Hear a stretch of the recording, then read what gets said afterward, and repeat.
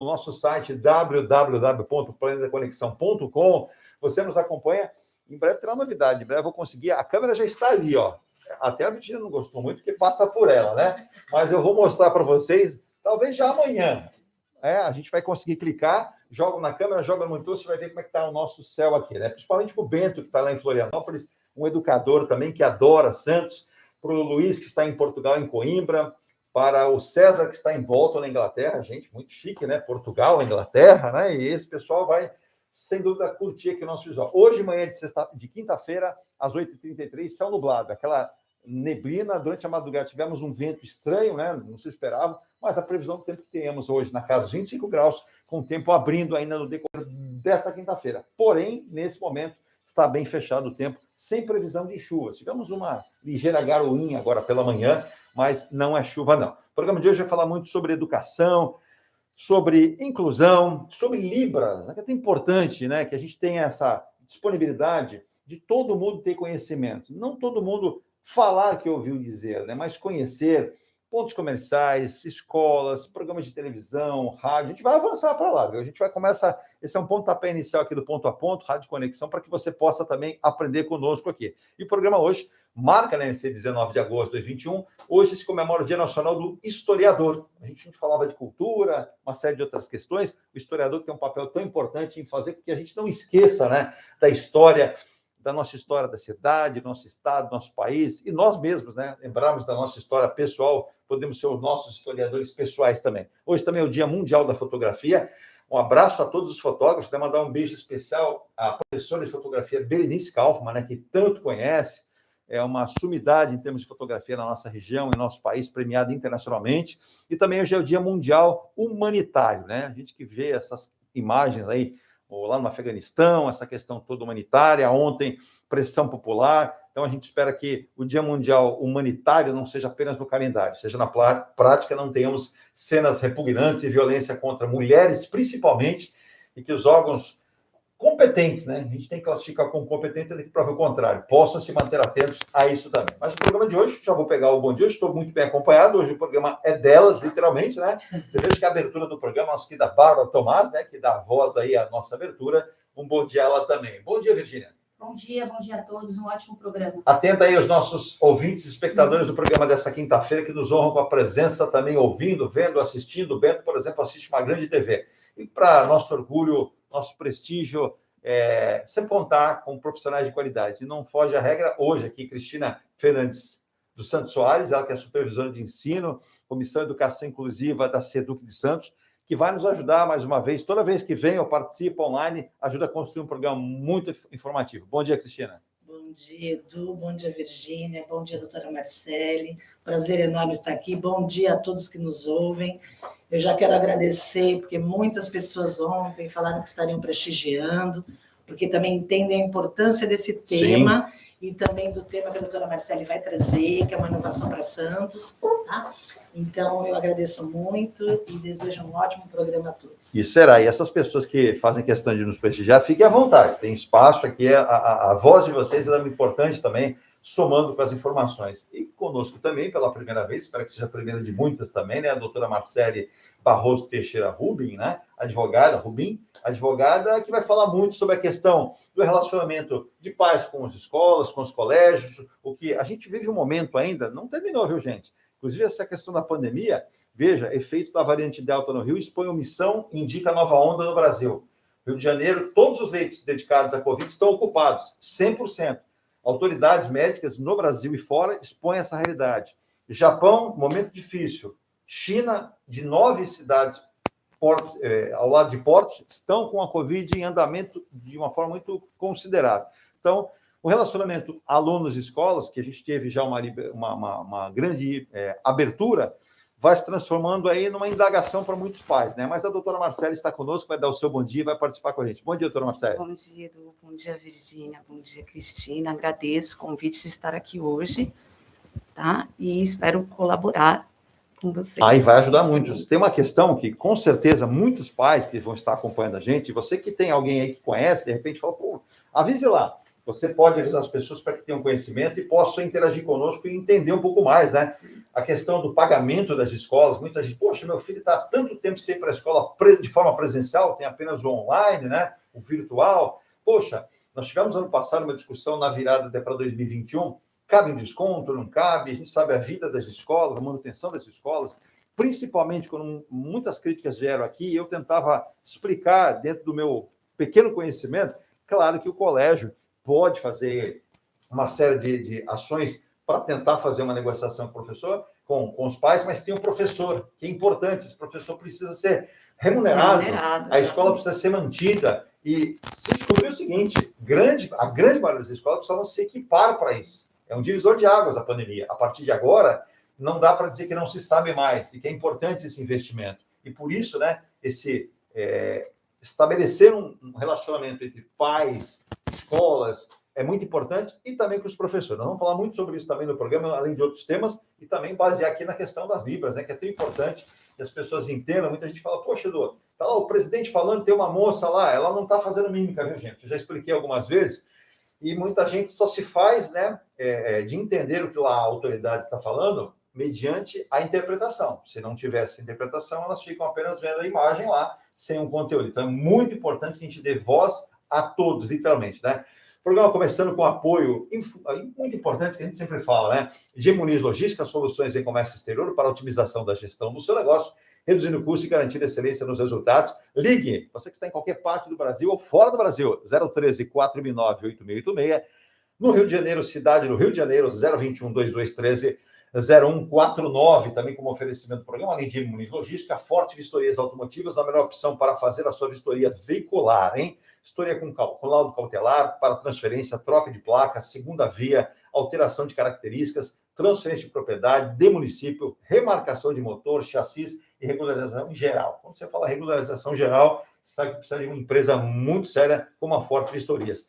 Joaquim Távora 141 em Santos, Vila Matias 32238383, no Guarujá, Ademar de Barros 2765, Vila Santa Rosa 33791448, e lá em Mogi das Cruzes, Avenida Francisco Rodrigues Filho 149, Vila Mogilar, lá próximo do centro de Mogi, 47909498, os nossos apoiadores aqui na abertura do programa Muniz Logística e também Forte Vistorias Automotivas. Na sequência do programa, a gente fala dos outros nossos apoiadores para nos ajudarem aqui a construir esse programa. Mas a gente começa aqui, já que é a primeira vez, né, Cristina, está conosco aqui a doutora Marcélia, falou assim, olha, eu nunca dei entrevista, sou assim um pouco tímida. Timidez já ficou lá para fora, deixamos ela fora, deixei até a porta aberta para ela sair, né? Quando a gente fala de premiar os bons pagadores, de descontos, pagamentos em dia, é claro que a gente fala daquela pessoa que tem uma situação que possa fazê-la.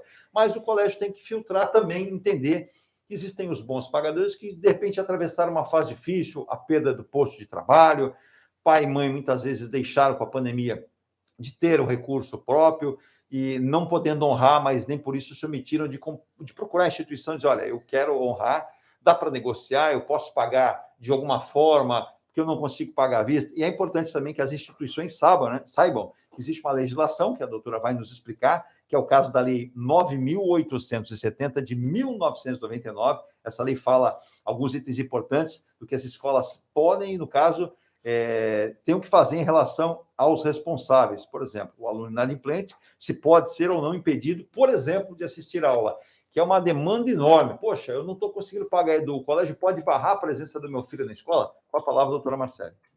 Então, vamos lá.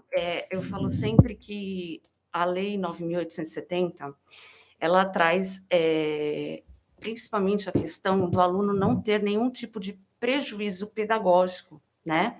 Junto também com o Código de Defesa do Consumidor, o artigo 42, que fala também que não pode ter nenhuma situação vexatória. Então, a questão do aluno ser impedido de assistir aula, ele não pode ser impedido de assistir aula, tá? A única coisa que a instituição pode fazer se o aluno estiver inadimplente, para o ano seguinte, na rematrícula, no caso, aí sim a instituição, como eu sempre falo, para ter o bom diálogo, principalmente agora, nessa situação que nós estamos ainda vivendo, sim, né, nessa crise. Sem dúvida. Sempre ter o diálogo com os pais, sempre chamar, porque cada situação tem que ser vista de uma forma diferenciada e humanizada também. Então, também é importante falar que o valor anual ou semestral, ele não pode, do contrato de prestação de serviço educacional, não pode ter nenhum reajuste, né? Então, se aquele contrato de 12 meses, ele só pode ter qualquer tipo de reajuste no ano seguinte, que seria o da rematrícula, Sim. tá? Outra questão também que eu gosto de pontuar bastante, se o pai resolver pedir a transferência no meio do ano, né? Viu que não Isso é um bom consegue tema. realmente pagar a instituição, Sim. a escola não pode negar o documento da transferência. É importante para esse você aluno. frisar isso, doutora Marcele, porque muitas pessoas, às vezes, como eu acabei de citar, passaram por uma situação que estão passando difícil, então, muitas vezes, elas não queriam mudar o filho de escola, mas são obrigadas pela necessidade de fazê-lo. E aí, de repente, se entende que, eu vou lá pedir a transferência, então o colégio não pode negar essa transferência. Não pode. Existe aí uma proteção nesse sentido para os pais, para a transferência do aluno. Exatamente. O aluno não pode, tá? Tem que dar, sim, a transferência, e a escola, consequentemente, depois, sim, pode cobrar esse pai, Sim. ou extrajudicialmente, ou judicialmente. Eu ainda sempre sugiro, ainda mais nesse momento atípico, conversar com os pais. Uma negociação, né? Uma boa negociação. Isso. Muito porque, bom, bem colocado. Porque eu acho que, na verdade, todos nós passamos, né? Sim, na pandemia, sem dúvida. Talvez não dificuldade financeira, mas outro tipo de dificuldade. Sim. Conhecemos alguém ali que realmente autônomos, que não estavam prestando serviço, Exato. ficaram meses sem prestar serviço. Então, eu teria sempre esse cuidado mais humanizado, né? Sempre sugiro isso para as instituições. É importante, né, Cristina, quando a gente estabelece o relacionamento de pais, alunos e escola, que haja o respeito de ambas as partes, o entender a dificuldade da escola e a escola entender a dificuldade dos pais, porque, como muito bem colocou a doutora Marcele, pessoas muitas vezes não perderam o emprego, são autônomos ou tinham sua empresa, mas houve uma queda de arrecadação, muitos pontos ficaram fechados, muitas pessoas não puderam trabalhar, não provém o seu rendimento normal. Então, se estabelece uma dificuldade, mas não que ela não queira pagar, né? Ela não queira estar em dia, mas muito bem colocado, doutor Marcele, ao invés de procurar tolir essa pessoa buscando a cobrança em juízo, né? Estabelecer uma negociação, chamar esses pais, olha, houve esse problema, a gente está atento aqui, o que a gente pode ser solidário, vamos nos ajudar. Muitas escolas, eu até li artigos que chamaram os pais, né, ainda no ano passado, percebendo a dificuldade de pagamento, para que já se resolvesse isso para a continuidade até do ano seguinte, para facilitar, a gente estabelece uma negociação. É muito importante que até as escolas entendam isso junto aos pais, não, Cristina? Sim, e também, só complementando Pois a não. doutora, a gente tem que lembrar que são, via de regra, alunos menores, para os pais Sim, estarem ali sim. nessa responsabilidade. Sim, Então, os alunos, as crianças, os adolescentes, não tem culpa, e mesmo pelo código, né, da criança e do adolescente e tal, diz isso, que a gente não pode punir alguma situação dos pais, punir os filhos, sim. punir as crianças, Sim, né? E exato. nós estaremos punindo de uma responsabilidade que não é deles ainda, né? E toda a parte humanizada. Eu também acredito muito que a educação tem que trabalhar sempre com mais humanização, com mais empatia, porque a gente consegue melhores resultados. A gente se colocar no lugar do outro é muito importante, Sim. somente agora. Sim. E a gente já vinha esquecendo disso, vinha tratando situações que a gente pode estar conversando, de um lado mais desumano, um lado mais frio do papel. Sim. E a gente tem que pensar nisso. E relembrando que criança e adolescente não pode ser punida por uma situação que às vezes o pai coloca. Por isso que a gente não pode negar matrícula e outros atos administrativos Sim. que a gente vai fazendo durante o ano letivo. Exato. Pois não. Perdão. Não pode deixar, por exemplo, de aplicar a prova. Isso. Né? Você tirou daqui que ia perguntar. A criança, no prejuízo que possa ter, de repente, a escola decidiu que ela não pode fazer as provas, tem trabalhos de classe, ela não pode fazer, está excluída, isso não pode acontecer. Não pode acontecer. Inclusive, vale até lembrar, nessa questão, até a Cristina me deu a oportunidade de lembrar, eu ouvi algumas escolas Brasil afora, que o aluno entrou em pânico, choro, porque o pai, mãe, eu não consigo mantê-lo. Quando o pai foi com a esposa no colégio pedir a saída, alguns diretores tiveram a sensibilidade de assim, vamos nos ajudar, percebendo o drama daquela família. Conversei com o proprietário da escola, a gente consegue fazer um plano, né, que você vá amortizando isso, para o seu filho não ter esse prejuízo, porque cria-se um ambiente de amizade, a confiança. Eu percebi até, eu fiquei muito emocionado, até direi isso, de algumas escolas no Brasil, que a gente tem muitas escolas boas no país, de você ver envolvimento do diretor, do supervisor de alunos conversando e resolvendo. E muitas escolas não perderam um grande número de alunos porque tiveram essa capacidade de entender que existe uma relação pai, escola e filhos com a escola também, né, Cristina? Que é tão lado emocional também. Fazendo essa analogia, pois não. A parceria escola e família é tudo, tudo. para todos Pra os todos. passos da escola. Para o crescimento, desenvolvimento, aprendizagem de ambas as partes até. Então, lembrando disso, quanto mais vocês puderem trazer a família para a escola, a família seja às vezes difícil de tratar, mas é essa parceria que vai dar um bom resultado que todo mundo quer, de qualidade de atendimento e desenvolvimento daquela criança, daquele adolescente, Sim. daquele aluno em geral. Sim. Só retomando um aspecto, doutora Marcele, quando a gente fala na questão do valor anual, né, existe estabelecido um contrato. Sim. Então, durante esses 12 meses, não pode haver alteração nesse valor. Não. O que pode acontecer é, durante esse período, ser comunicado que no ano seguinte, de acordo com o que existe nas leis, haverá um aumento. Sim. A gente sabe que passou meio do ano, passou de julho, muitas escolas adotam a prática já de enviar a questão da rematrícula. Isso. E alguns pais falam, poxa, mas é julho, eu já estou recebendo nessa crise, e falam, pô, mas a rematrícula, isso também se estabelece de cada escola para os pais, não há uma regra geral. Não. Cada escola vai se organizando, né? Passa o valor, tudo Sim. direitinho para os pais, e aí umas escolas acontecem em setembro, outras em outubro, porque às vezes facilita para o pai até poder se organizar. Né? Se a gente for parar para pensar, na verdade, ele se organiza ali do valor. Será que vai dar no orçamento? Exato. O valor, né? Agora, para 2022, por exemplo, Porque não precisa ser feito pagamento, me perdoe, à vista. Não. Isso é um parcelamento. Eu até li a questão de 5 dias, tem escolas que estão levando o pagamento já para o ano seguinte. Parcelaram, conseguiram parcelar, claro. Aí, pô, não tem juros? Claro que vai ter uns juros ali embutido, até porque a escola necessita daquele recurso. A rematrícula é um recurso necessário, a gente sabe que ela tem que prover as contas, tem lá os professores e todos os funcionários que necessitam do pagamento de salário, de 13º, isso cai nessa conta. Mas é um livre-arbítrio também da escola com os pais, não, doutora? Sim, é um livre-arbítrio no sentido da época da rematrícula, de tudo. O que é importante, a escola sempre tem que passar qual é o valor, vamos dizer, o valor cheio, o valor total daquela série, daquele ano. E aí, sim, dividir esse valor em 12 vezes, que é o que a maioria aqui em Santos faz, né? Faz essa divisão em 12 parcelas. Aproveitando a sua expertise da nossa supervisora Cristina aqui, fala-se muito hoje, agora era 5h30 da manhã, eu ouvia alguns especialistas, nós estamos tendo um problema, né? Muitos professores da rede pública não querem retornar, porque não receberam a segunda dose, outros que receberam a segunda dose tiveram casos já na família de pessoas que haviam recebido e voltaram até a doença, a Covid. Então, no poder público está se travando uma luta. Eu acho que tem que ter muita calma.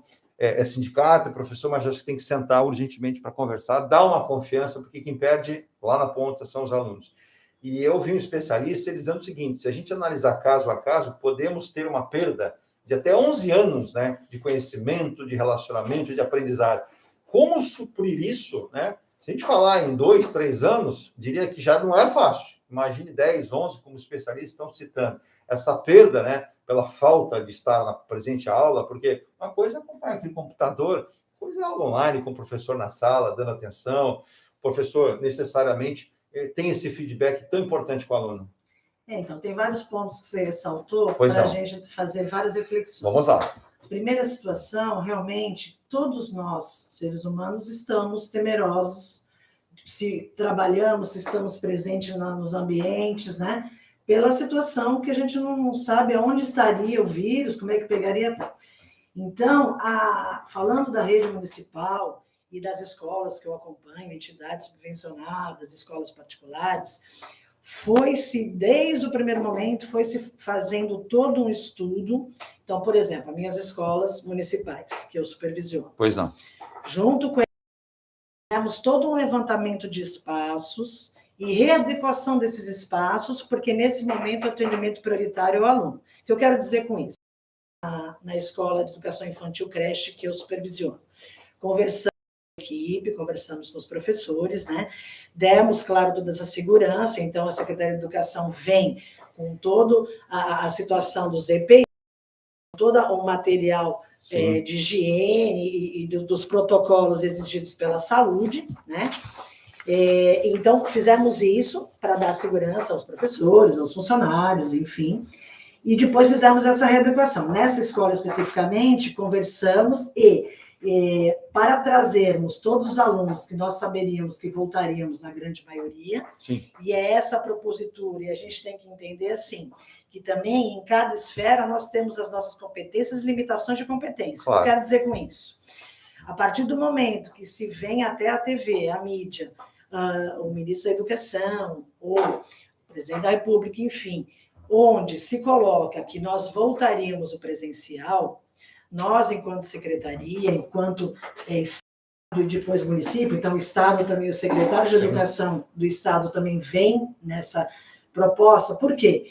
Porque nós temos também muitas perdas, como você falou, de conteúdos tal, e emocionais, onde se foi provado cientificamente, por vários estudos, que essa busca emocional na escola, a gente traz isso porque a gente precisa, nós somos seres humanos que convivemos, que precisamos dessa interação, né? Então, essa volta foi necessária, claro, como eu falei, respeitando, e a gente vem enquanto professores muito responsáveis, enquanto equipe mais responsável ainda, enquanto supervisão, enquanto secretaria, sempre primando pelos protocolos. Exatamente. Tá? Então, a gente vem, às vezes, quando há algum equívoco, algum esquecimento, a gente vem apontando e pedindo para que se siga, enfim. E, como eu falei, adequação do espaço. Então, na creche, tínhamos como atender, porque a sala já tem uma amplitude, um espaço para atender esse 1 metro. Comporta isso. Porque antes eram 2, 1,5 metro, agora 1 metro exigido, né? Mas a hora do que a gente chama de soninho, onde põe os colchonetes e as crianças dormem. Algumas classes não teriam essa amplitude. Então, nós pensamos e juntas decidimos, claro, com acordo, nós chamamos também o Conselho de Escola, que é um grupo representativo de cada escola, onde tem equipe gestora, funcionários, professores, pais de alunos e escolas que têm os adultos, ou EJA, alunos. Então, tem uma representatividade coletiva ali do coletivo escolar. Sim. Então, também tivemos essa aprovação. E aí, nós, provisoriamente, desativamos as salas pedagógicas. O que é isso? Desativamos a coordenação e a orientação, que, primeiro, que numa escola a dinâmica é tão grande que pouco se para numa sala quando você é da equipe gestora. E segundo, que podem atender em outros espaços, né? Até, por exemplo, usando também a direção, se quiser atender um pai mais reservado, um professor mais reservado, tal. Deu para adequar. Por quê? Aí nós colocamos mais colchões. Ampliou-se o espaço. E as crianças puderam ser atendidas. Perfeito. Em última análise também, sim. se caso não conseguirmos atender todos, nós íamos usar também o pátio coberto para também as crianças dormirem. Tá? Então, é isso que a gente vem fazendo para o bom atendimento e para essa situação de atendimento. Com relação a essa situação de busca de conteúdos, nós, enquanto educadores, já vínhamos nesse sentido, nessa toada, mas assisti nesse período vários congressos, inclusive internacionais, onde estudiosos e especialistas falam o seguinte: o que nós temos que pensar enquanto educador?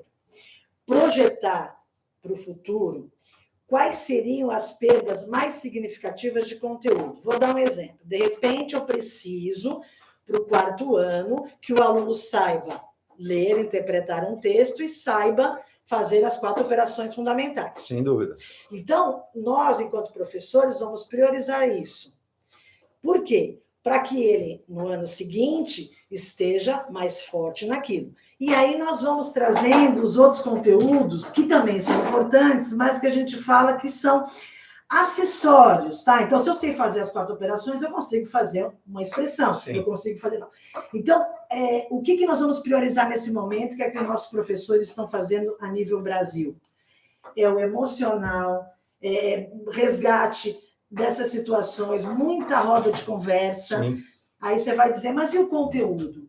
a gente, principalmente nessa pandemia, mas nós educadores já vimos refletindo muito sobre isso, tanto que entra a Base Nacional Comum Curricular, que faz toda uma mudança, põe para a gente trabalhar com metodologias ativas. O que é isso? Sim. Viver, experienciar. Se me permite, Cristina, nesse Claro. interim teve que haver a preparação do próprio professor a se adequar, a ele deixar a sala de aula, a receber os alunos aqui, ó, nessa caixinha retangular aqui, ó, e tentar passar. Eu vou até usar aqui um exemplo. Vocês devem ter visto a doutora Marcele, a Cristina, a Virgínia, os nossos ouvintes, mandar um abraço especial. A minha querida Luciana Faria, advogada, sempre atenta e fala muito com relação à educação, que é importante.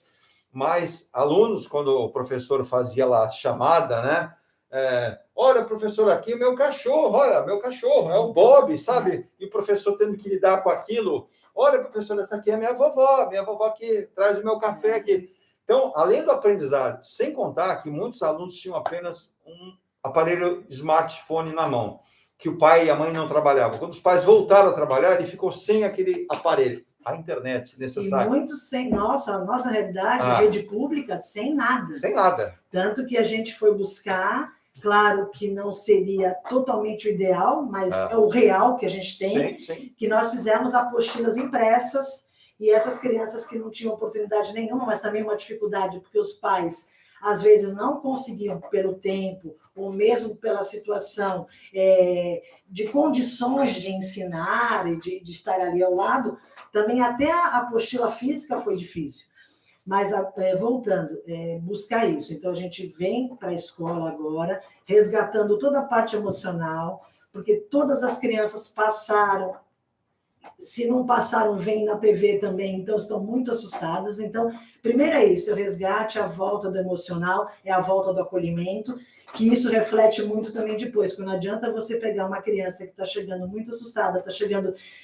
que às vezes muitos familiares se foram, enfim, e não conseguem entender a proporção, por quê, o que é um vírus, enfim. Então é isso, claro, dentro do distanciamento, tal, fazer rodas de conversa, tal, e buscar isso. Planejar, a partir daqui, o que mais vai refletir para 2022, 23, 24 e tal. Aí nós vamos nessa toada, esquecendo muito o conteudismo, e aí a gente vai acrescentando. Teve perdas? Teve. Mas quais são as piores perdas agora? As emocionais. Então, nós, como educadores, principalmente, temos que ver isso. E depois a gente vai, como eu falei, acrescentando. E assim, claro que a gente não pode oferecer a menor para uma criança, para um adolescente e tal. Mas a gente tem que lembrar que o nosso andar pedagógico, nós sempre vamos voltando e acrescendo, né? Então, por exemplo, se eu faço as 4 operações, depois eu venho com uma pequena expressão, depois eu vou aumentar. Se eu venho com análise de palavra, né? Vai palavra por palavra, depois eu vou fazendo uma análise morfológica, análise sintática, aí fica aquele monstro. O que eu quero dizer com isso? Na nossa vida prática, onde vem as metodologias ativas, o que você usa realmente? Então, será que é melhor você ensinar um dicionário ou ficar, vamos aprender todas as palavras? Sim. Que a gente usava muito isso antigamente. Pois não.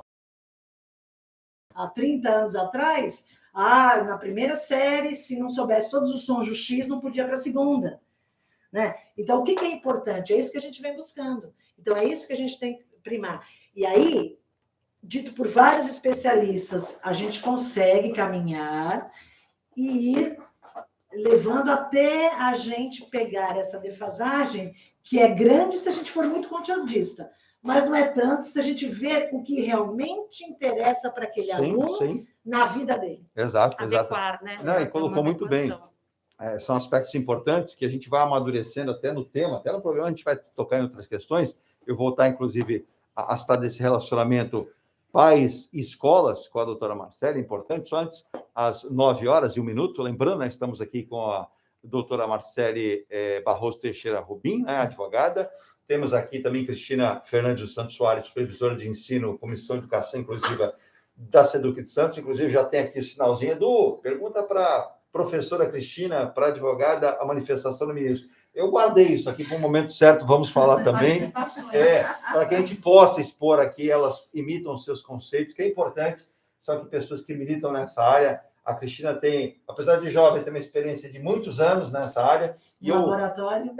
eu simplesmente, como eu me manifestei ontem, eu não vou alcançar o estágio de palavras, né? O alcance do senador Romário, onde que ele tem, não chegaria a tanto. Mas divirjo também da posição do ministro, de algumas manifestações dele, como cidadão, como jornalista, como publicitário, que eu entendo que são um atraso de vida, na minha opinião. Mas a gente não vai discutir essa questão hoje, a gente vai apenas ter a opinião de ambas para que possam falar. Antes da gente passar aqui as participações, também lembrando, né, nós somos apoiadores como Soares e Cortez, consultoria e assessoria, na área comercial, no marketing, no setor imobiliário, financeiro, esportivo, há mais de 23 anos. Você vê durante a nossa programação o áudio para você acompanhar. Você pode ligar 13 997 700062. Soares e Cortez também. Mecânica Creomar, nosso querido Roberto Santana, com a Mecânica Creomar há mais de 50 anos em todo o litoral, atendendo carros nacionais importados.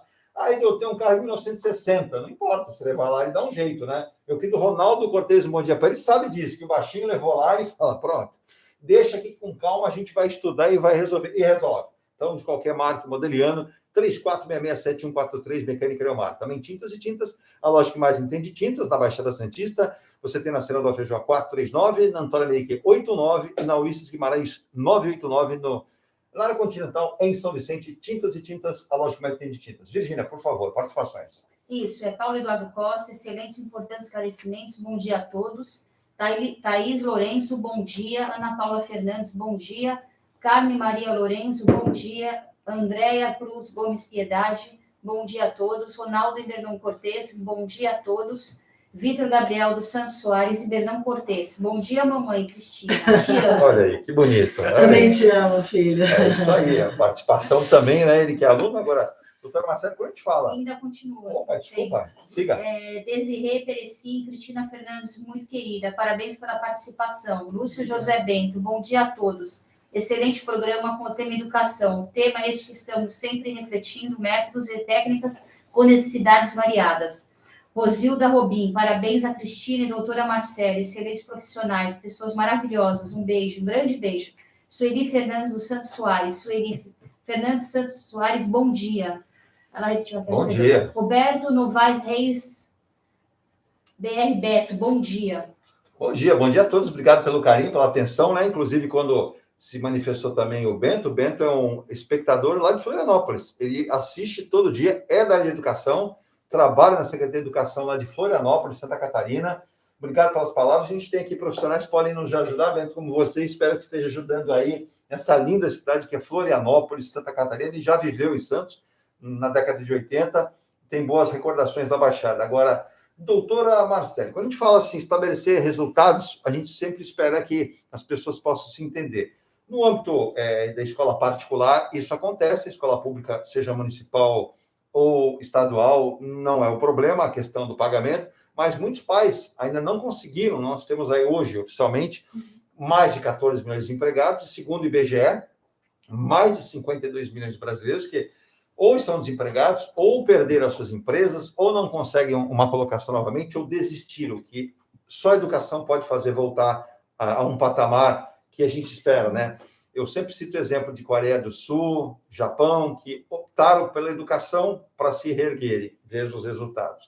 Agora, a escola particular, ela pode recusar a matrícula do aluno inadimplente, ela pode evitar que esse aluno permaneça na escola. Quais os caminhos que a escola... A gente aqui não quer estabelecer uma briga, não, pelo contrário, a gente quer dizer o que é positivo da escola, o que é positivo dos pais, facilitando que haja esse entendimento. Quem sabe, né?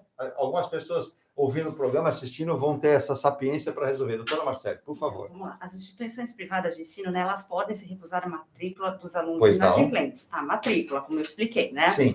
Essa afirmação, ela está nessa lei que eu falei, 9.870 de 99, Sim. no artigo 5º, e ele é bem claro que fala, os alunos já matriculados, salvo quando inadimplentes, Sim. tá? Terão direito à renovação das matrículas, observando o calendário escolar, né, da instituição, o regimento da escola ou da cláusula contratual. Abrindo aspas, o pai vai lá, os pais, olha, a gente está passando essa necessidade, estabelece uma negociação, a escola entende, acha que é prudente, possível de fazê-lo, ela não está em dia, mas estabelecendo uma negociação, a escola pode facilmente franquear novamente a rematrícula desse aluno. Aí vai da instituição de ensino, né? O pai vai lá, acontece muito, né? Faz Perfeito. o acordo e aí, posteriormente, faz matrícula. Um acordo sempre por escrito, Sim, né? sim. Tudo Garantido para ambos os lados, né? Exatamente. Porque muitas pessoas têm, né, doutor Marcelo, você como advogado, uma jovem advogada, que é a demanda de uma ação judicial que muitas vezes desgasta, estraga o relacionamento entre a família e a escola,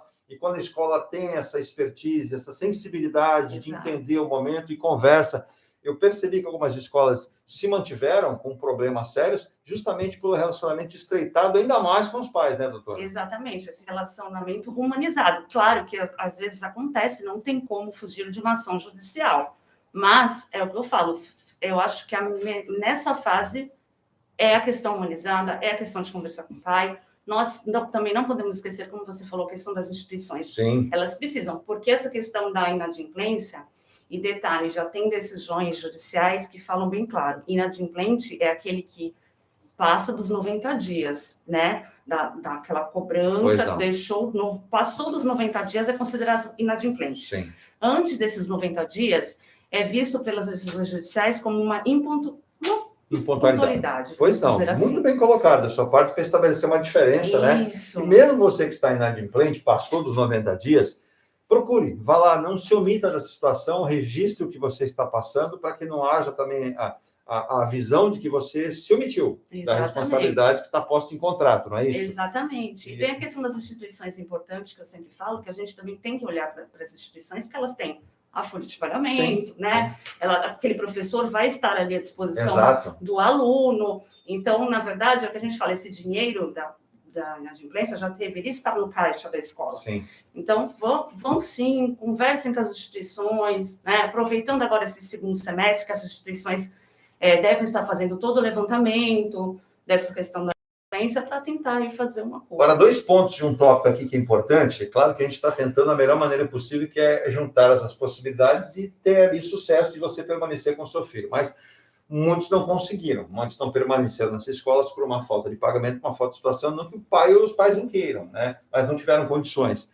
Aí há a questão de, pode haver recusa, por exemplo, de passar a prova ao aluno, ou mesmo, né, documentos que o pai fala, olha, eu não tenho mais condição de manter meu filho nessa escola, vou procurar escola pública. Inclusive, essa é uma questão de prefeituras do estado, né, como absorver uma gama enorme de alunos que saíram da, né, para a pública.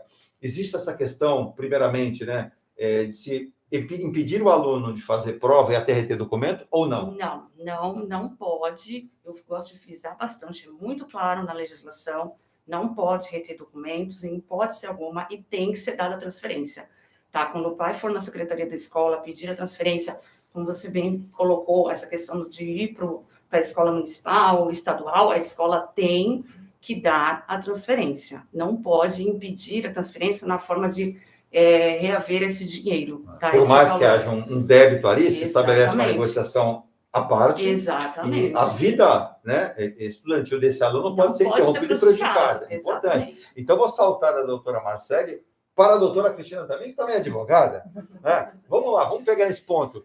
Essa é uma questão bastante problemática para muitos municípios do Brasil. Opa, peraí.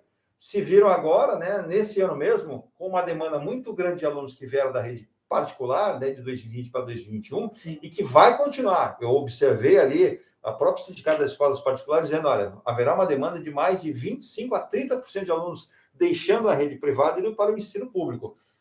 As escolas municipais, as escolas estaduais têm que se preparar. E quando você fala em escola, gente, tem gente que acha assim que muro.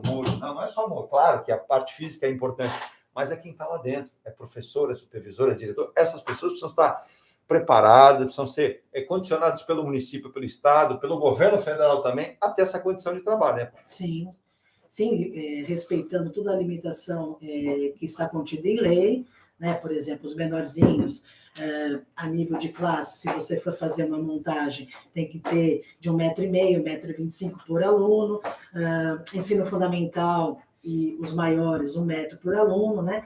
E aí, claro, os municípios, a gente já vem há bastante tempo, cada vez mais a demanda crescendo, a gente buscando soluções, sim, porque o aluno tem que estudar. Exato. Toda criança tem que estar na escola. Então, escolas sendo construídas, sendo Ampliando, adaptadas, né? ou essa parceria está no município, que a gente acompanha, Sim. que algumas escolas, que às vezes o Estado está mais ocioso, ou nos faz, né, a devolução, se for patrimônio da prefeitura, ou faz um termo de cooperação onde possa fazer esse remanejamento.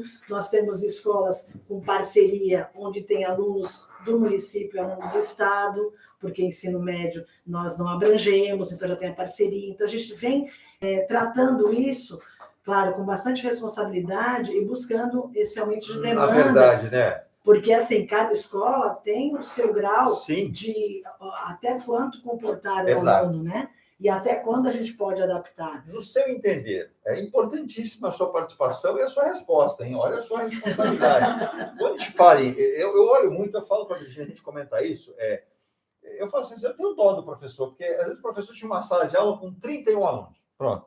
De uma hora para outra, esses 31 virou 46, 47. Humanamente impossível, se a gente olhar no ponto de vista, primeiro cada um tem uma reação, cada aluno se comporta de uma forma. Existe aí um regramento também, que pai tem que entender que educação é em casa. Educação se traz de casa. Pai, mãe, dá educação para o filho. O filho vai ter o complemento disso com conhecimento, educação cultural, vai se forjar como ser humano, como cidadão. Tem pai que acha que o filho vai para a escola para receber educação. A educação que ele vai receber na escola é outro nível. Mas o professor, ele tinha, 30 alunos, 28, 30 alunos na sala. De repente, ele volta, ele se depara com 47, um exemplo. A gente sabe que tem escolas que têm um limite maior, outros um limite menor. Agora, a gente também tem que ter essa capacidade de entender que o professor vai ter dificuldades para fazer uma boa aula, para fazer, porque cada um também... Existe muito aquela questão, cada aluno tem o seu tempo, né? Sim. Mas, quanto a isso, nós, pelo menos, da Prefeitura de Santos, não temos esse limite de 40 alunos. Então, ótimo. Chegamos a 32, 35. Muito bom saber. A gente observando que também, todos os dias, não, às vezes não há frequência de 100%, então não temos, Sim. tem oscilando 30, 32 e tal. Claro que o professor sempre está buscando, o professor é muito batalhador nisso, Sim. né? Por isso que também, a nível de legislação, a gente pode, quando for necessário para o aluno, estiver a nível pedagógico a defasagem do aluno, buscar um outro professor, né? Principalmente para aquele aluno deficiente, mas também dependendo da autonomia, enfim, que ele vai adquirindo, e a parte cognitiva dele não é também ad eterno, sim, né? Então a gente vai fazendo adequações, mas na nossa rede, e assim, pelo que eu vejo da região metropolitana, não há esse número excessivo de alunos. Que bom. Nós já tivemos há um tempo atrás, mas aí foi tudo readequado pensando nisso. E o surgimento de novos equipamentos, né, Cristina? Por isso que a gente vem nessa parceria, vem na construção de mais escolas, enfim, porque a gente não pode deixar de atender, mas a gente tem que atender com a máxima qualidade e que realmente não sobrecarregue ainda mais o professor que está ali na sala de aula. E pode ser estranho para muita gente, né, Virgínia? Tem gente que diz, mas isso acontece na escola do município. Não, tem escolas particulares que tinham esse problema. Salas pequenas, mas compactadas com um número maior de 40 alunos, essas escolas tiveram que se preparar agora para uma retomada, aquelas que conseguiram manter os seus alunos. Tem escolas, por exemplo, na região, que estão edificando prédios para poderem atender esse aluno, até nessa questão da flexibilização agora, né, a partir do dia 17, há 2 dias atrás, as próprias escolas já há um tempo, a distância mínima agora é 1 metro. Nós estamos aqui, eu e a Cristina, eu e a Marcela, há mais de 1 metro, mais de 1 metro para a Virgínia também. Então, as escolas aqui, nós estamos em 4 pessoas. Imagina uma sala com 40 alunos, mais o professor. Que também tem gente que fala assim, mas sim, a saúde do meu filho, a saúde do meu... E o professor que se dane, né? Todo mundo é importante no contexto. Professor e todos aqueles que estão à volta no colégio, todos aqueles que dão ali o seu dia a dia para a formação intelectual desse aluno. E é tão importante. E nessa questão toda, onde se estabelece conhecimento, tudo isso, mas tem um relacionamento que a gente está falando aqui no programa também. Daqui a pouco tem a mãozinha perguntando, Edu, ministro, esse aqui é o Jarbas é de Cubatão, o Jarbas deve conhecer. Pergunta para a professora aí o que ela pensa. Já vai falar, já. Fica calmo, toma mais um café, fica calmo, não fica bravo não, né? A gente vê aqui a mãozinha aqui na minha linha aqui, mas vamos falar também, né? Agora tem uma palavrinha que ninguém gosta de passar por ela. Tem gente que até gosta de fazer isso com os outros, mas eu não gosto. Constrangimento. Jamais pode haver constrangimento do aluno como também dos próprios pais perante a instituição, né? Sim. Como, por exemplo, fiquei sabendo um caso de uma escola em Minas Gerais que o diretor fazia questão de falar, olha, o aluno tal saiu porque o pai dele não pagou, viu, gente? Aí começou a espalhar. O que fez o juiz da cidade? Determinou que aquele diretor fosse suspenso das atividades do colégio, o afastando, porque entendeu o quê? Provavelmente o constrangimento, né, doutora Marcele? Sim, em nenhuma hipótese alguma pode haver esse tipo de constrangimento. Ou caso, vamos dizer assim, eu vou mandar um bilhete através do aluno para ser cobrado mensalidade. Também isso não pode ocorrer. Né? A escola tem que tratar com o responsável financeiro, que são os responsáveis. Pois não. Né? Tem que ter essa relação direta com os responsáveis, não com a criança. Temos o ECA que protege a criança, como eu falei, tem o artigo 42 do Código de Defesa do Consumidor. Então, tem que ficar muito claro isso. Um aluno, em nenhum momento, ele pode se sentir incomodado, né, ou perante os alunos, ou perante os próprios funcionários da escola, nesse sentido, de que, estou devendo, porque às vezes nem o aluno, dependendo da idade da criança ali, né, vai entender aquela situação. Então, a escola tem que tratar diretamente com os responsáveis financeiros, aquele que foi lá, que assinou o contrato, né, com os pais da criança. É importante frisar uma outra questão também, não está aqui na nossa pauta, mas eu vou acrescentar que eu tenho certeza.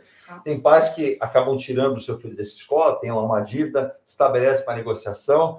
Existe um período, porque, por exemplo, ele gosta da professora, dos professores, entende que os professores são bons para o aluno, o filho dele se sente bem, os amiguinhos, entende que a escola é uma boa escola, uma escola correta.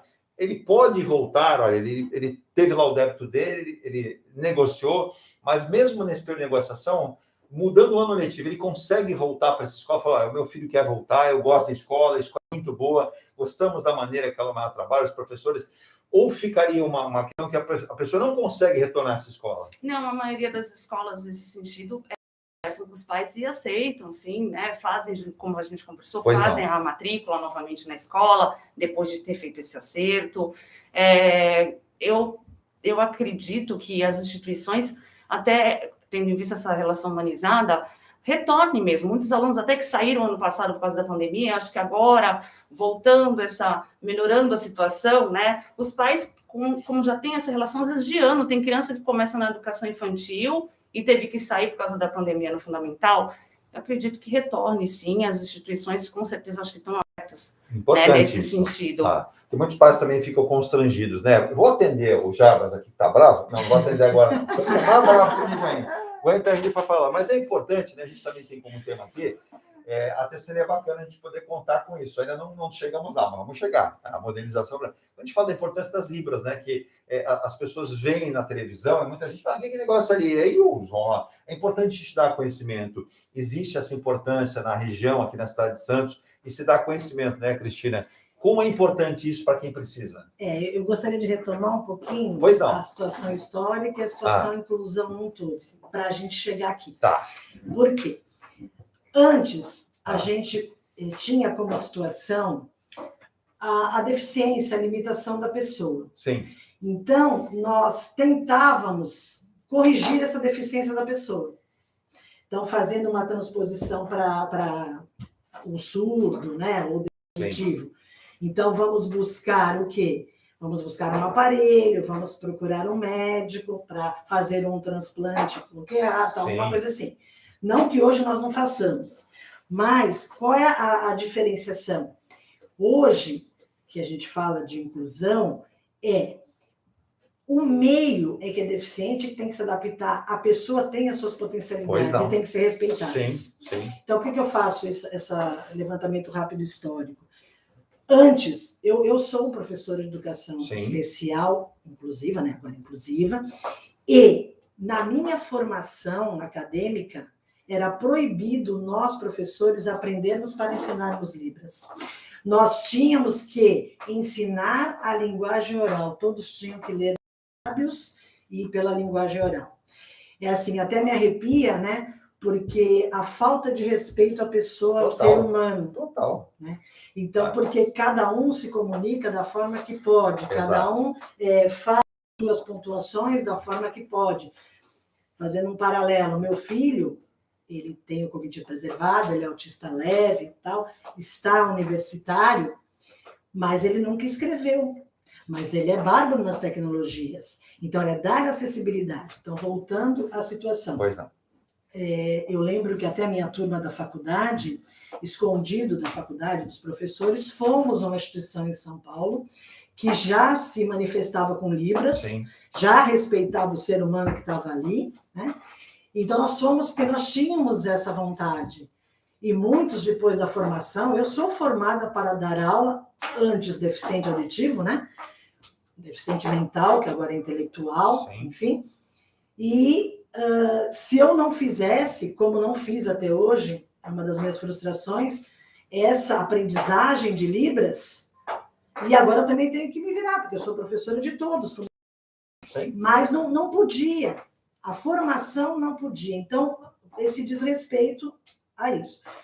Vem-se muito falando, né, desse respeito, e não assim, a pessoa tem que se adaptar ao meio, a pessoa tem que corrigir o que ela não tem, né?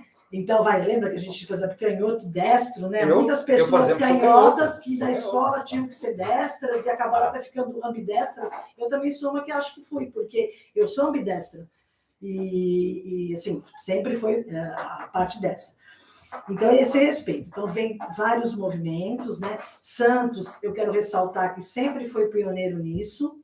Já há um tempo atrás, houve uma legislação dessa observação desse respeito, Pois não. né, ao atendimento, às pessoas, e que culminou a alteração da nossa Lei de Diretrizes e Bases Nacional, que é a nossa cartilha, que até ela está bem enxertada, porque foram, por exemplo, entra a lei da africanidade, está enxertada lá, até trouxe Importante um esses aspectos pedacinho. passar. E só na questão que a Cristina falou, eu vou dar aqui o meu exemplo, viu, doutora Marcela? Vou contratá-la. Brincadeira. Na época, o professor não deixava. Eu canhoto, ele dizia na lousa, no quadro, você vai escrever com a mão direita. Eu mirei, agora, nossa, passou um. Não, aconteceu isso comigo. Comigo aconteceu, passou um filme na minha cabeça, mas com a lembrei. minha tia, sim, E batiam na mão E dela. o que aconteceu? Não, eu nunca fui agredido, né? Nunca, Não, graças mas a Deus. muito. Mas eu vou lembrar e falar, vai escrever. E aquilo acabou que, até hoje, se eu precisar escrever no quadro, antigamente a gente falava quadro negro, né? Hoje é branco, verde. Eu não consigo escrever com a mão esquerda. Eu só escrevo com a direita naturalmente, como se eu fosse destro, não fosse canhoto. Então, veja que isso... E se você for ver as suas outras habilidades, você vai ver que você sempre faz com a esquerda, né? Então, por isso que demonstra que você era canhoto, que você teve jogando futebol, jogando lateralidade, canhoto né? também, né? Então, eu também, tudo faço com a esquerda, sim, mas que fui direcionada à direita. E aí, mas uma lembrança, passou um filme na minha cabeça. Mas naquele momento, foi importante.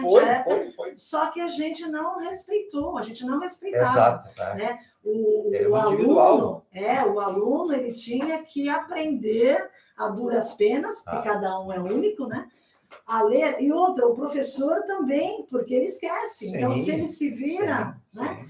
Então, então, voltando, Santos foi pioneiro, também foi pioneiro agora, em 2019.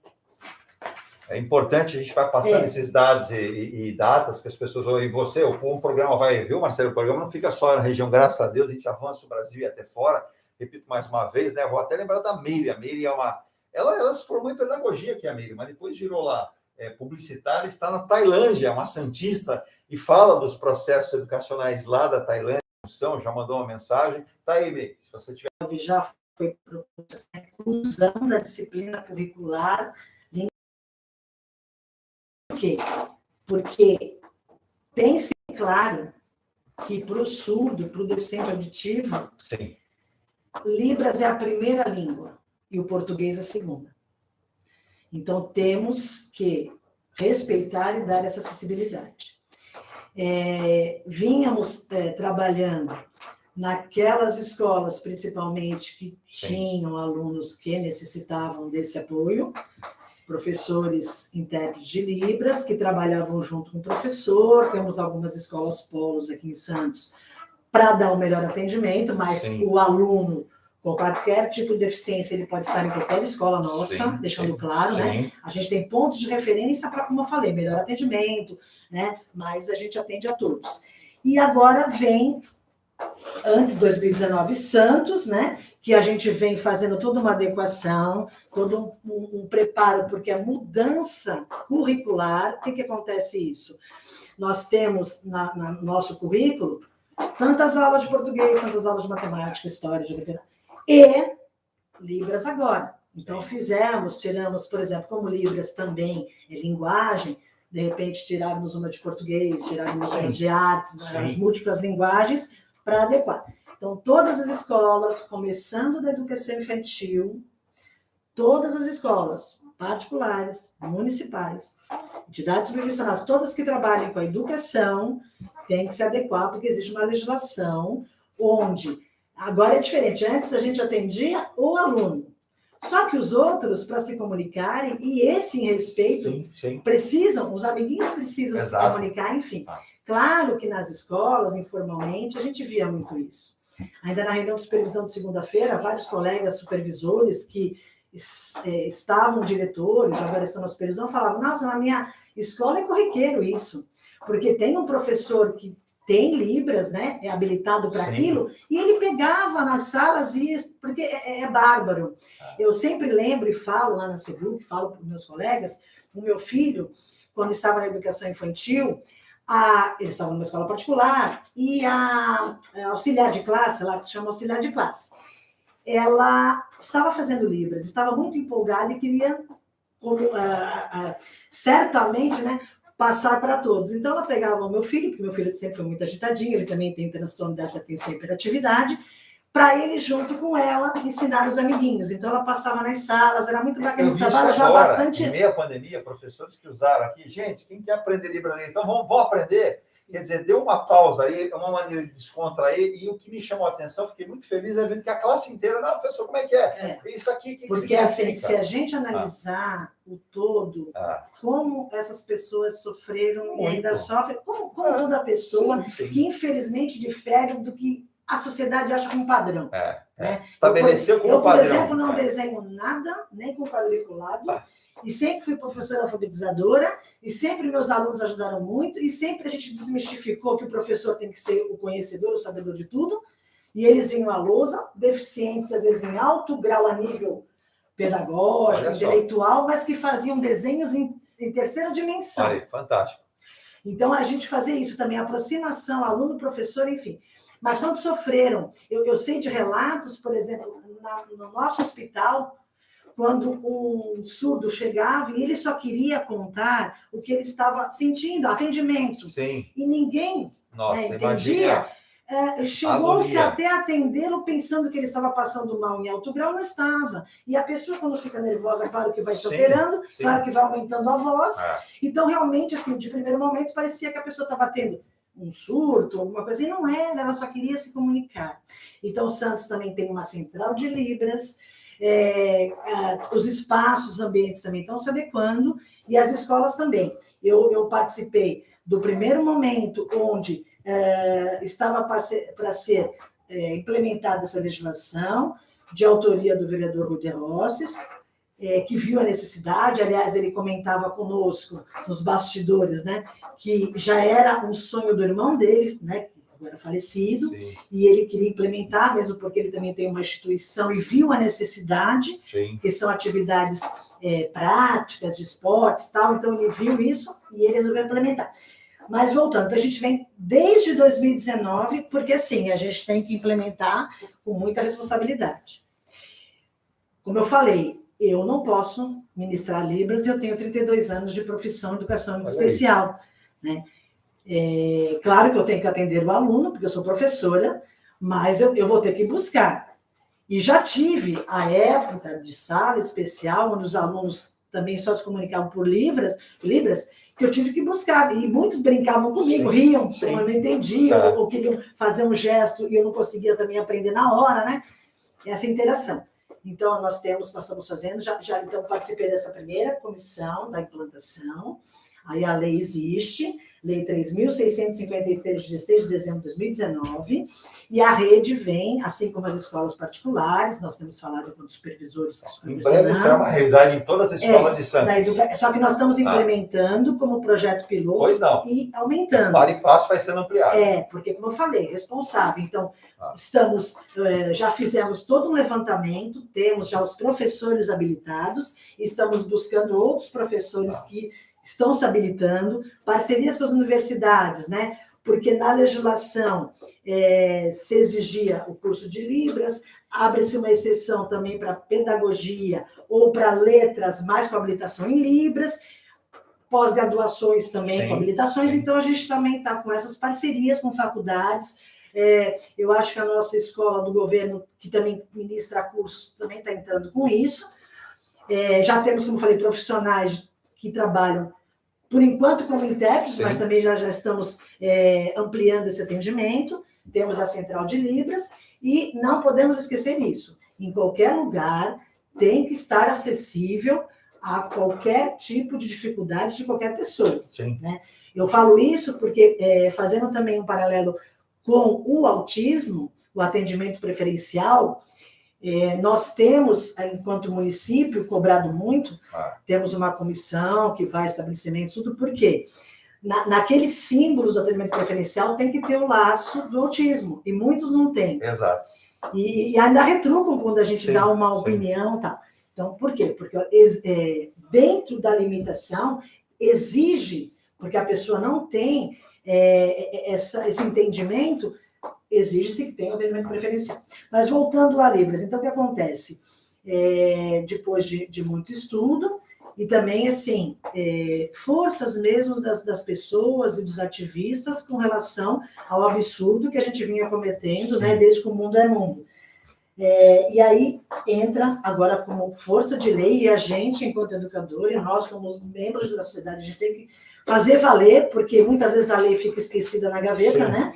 E nesse caso, como outros casos, é muito importante. Então, nós temos alguns acréscimos.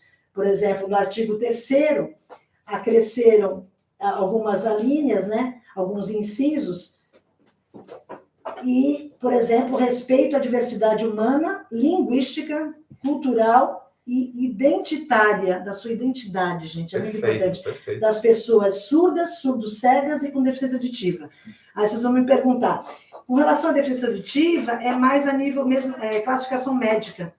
E assim, como toda a deficiência, né, a gente pergunta para a pessoa como você quer ser chamada. Né? Pois não. E também a situação que a gente usava muito, que é muito pejorativa, um mudinho. Mudo aquela pessoa que não emite som nenhum. E a maioria dos surdos a nível de...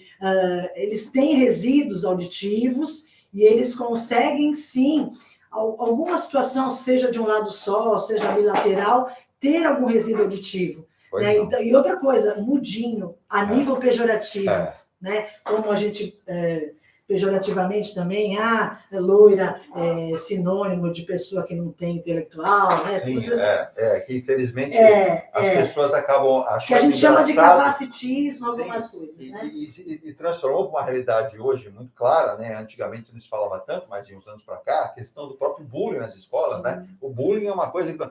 Até a sua questão, doutora Marcela, que é até importante na fala da Cristina, quantas escolas, a gente vai, inclusive, eu estou aproveitando essa aula que eu estou tomando aqui com vocês, e a Cristina agora falando sobre isso, pela manifestação do ministro Milton Ribeiro, né, dizendo que crianças com deficiência atrapalham outros estudantes. E a gente vê muita gente compactuando com essa visão do ministro. Eu não sou especialista, mas gosto muito de ler, observar e ouvir, principalmente para aprender. A gente sabe, por exemplo, escolas particulares, não é fora do contexto do comum, ouvir pais buscando o seguinte apoio, até de advogado, não, meu filho está lá na escola, eu pago caro, mas na sala dele tem lá um deficiente, tem um doente, com essa falta de respeito para com o próximo, né? E aí o diretor prepara ele e fala, não, senhor, não é assim que funciona aqui, a escola é assim, assim, assim, esse aluno está na classe matricular, tem atenção, ele tem o desenvolvimento dele a ser feito na sala, e espero que o senhor compreenda. E muitas vezes não é compreendida a fala do professor ou do diretor, e essa pessoa busca lá o seu direito de justiça. Eu não quero eu quero que esse aluno saia da escola. Como se tivesse cabimento isso, né? E eu já ouvi até de alguns advogados que eles não pegam essa questão, entendendo a falta de respeito para com o próximo. Mas, infelizmente, o ser humano tem que evoluir muito. Eu ouvi a questão de 15 dias, isso é um caso. Um pai, não, e a mãe, os dois, o casal, que meu filho está tendo problema, demorou para voltar para a sala de aula, agora tem eu vou usar a palavra que eu não queria, mas tem uma bobada na sala de aula, e o professor, não, eu peço que o senhor tenha respeito para com o aluno e para comigo, né? E o pai mandou o professor para o espaço, não sei o que, enfim. Aí se estabeleceu da escola tentar fazer um acordo, não conseguiu, e esse aluno, né, o pai falou, então eu vou tirar meu filho dessa escola, e o diretor falou, olha, eu só faço o que você achar melhor, mas eu não vou tirar esse aluno porque o senhor acha que está incomodando o seu filho. Aí, parece que a cena foi mais ou menos essa, perguntaram para os outros alunos falaram, não me incomoda em nada, tia, nada, quer dizer, um constrangimento, uma falta de respeito que acaba parando nas mãos de um advogado. Sim. É muito triste, né, ouvir isso, uma fala Sim. bem triste, e assim, aquele aluno também é da escola, tanto quanto, né, é uma forma discriminatória, né, eu acho Sim. que esse pai precisa rever um pouco os conceitos, né, nesse sentido. Eu lamento, Cristina, que você possa comentar, então eu vou aproveitar para você comentar com conhecimento, né, de cátedra a respeito, que a manifestação do ministro, eu tenho o maior respeito pelo ministro, não está lá por acaso, eu acho que para ser escolhido como ministro da Educação tem que ter lá um cabedal de conhecimento, uma formação específica, né? Mas o ministro gerou uma forte polêmica e insatisfação em todo o país ao defender, primeiro ponto, a universidade para poucos. Isso ele havia feito a mesma entrevista para poucos, dizendo que o Brasil tem que investir apenas na grande maioria no curso técnico e que a universidade seria para poucos. Divirge em gênero grau do ministro, ponto pacífico. E o ministro ainda criticou diretrizes do processo de inclusão na educação no país. Para ele, estudantes com deficiência, entre aspas, atrapalham o aprendizado dos alunos considerados normais. Eu não sei o que o ministro tem na cabeça dele como normal. Já abre aspas para ele também. No passado, segundo ele, primeiro, não se falava em atenção ao deficiente. Simples assim. Eles fiquem aí e nós vamos viver a nossa vida e aqui. E depois, esse foi o programa, né? Na verdade, que o ministro classificou como um programa ruim para o Brasil, que é o programa que ele disse que atrapalha a educação, que é o inclusivismo. Então, veja a visão pequena, micro, de uma pessoa que deveria ter uma visão ampla, macro, e respeitando as individualidades e as diferenças, se ele classifica assim, né? Não vou nem entrar na questão do gênero, porque senão a gente fica 3 semanas falando. Cristina, por favor, nos ajude. Depois quero ouvir também a doutora Marcela. Então, nós, como educadores, ficamos bastante chateados com essa colocação. Li reportagens onde se fala que foi uma retirada de um contexto, não é bem assim, né? Também respeito muito a todas as autoridades, mas cometeu-se um equívoco muito grande, né? Primeiro, em respeito a pessoas. Eu até estava lendo uma matéria de uma moça autista, uma adulta autista, dizendo que quem atrapalha quem? Por quê? Vamos supor uma sala de aula que é agitada, sala de aula de adolescentes, onde um faz barulho daqui, outro joga no pé de lá, não sei o que acontece nessa sala de aula. Quem atrapalha quem? Por exemplo, os ditos normais, que eu concordo com você, que quem é normal, qual é a normalidade, é imposta socialmente? Sim. Né? As contribuições, a gente vê que várias deficiências, com contribuição, por exemplo, um autista, estão buscando várias empresas grandes de renome, porque o autista ele é correto, reto, ele tem a sua verdade, ele não abandona serviço, ele é muito fiel, né? Enfim, então, voltando, primeiro essa normalidade e segundo essa situação, quem atrapalha quem, né? E a gente vem há muito tempo conscientizando a sociedade o quão é importante essa troca.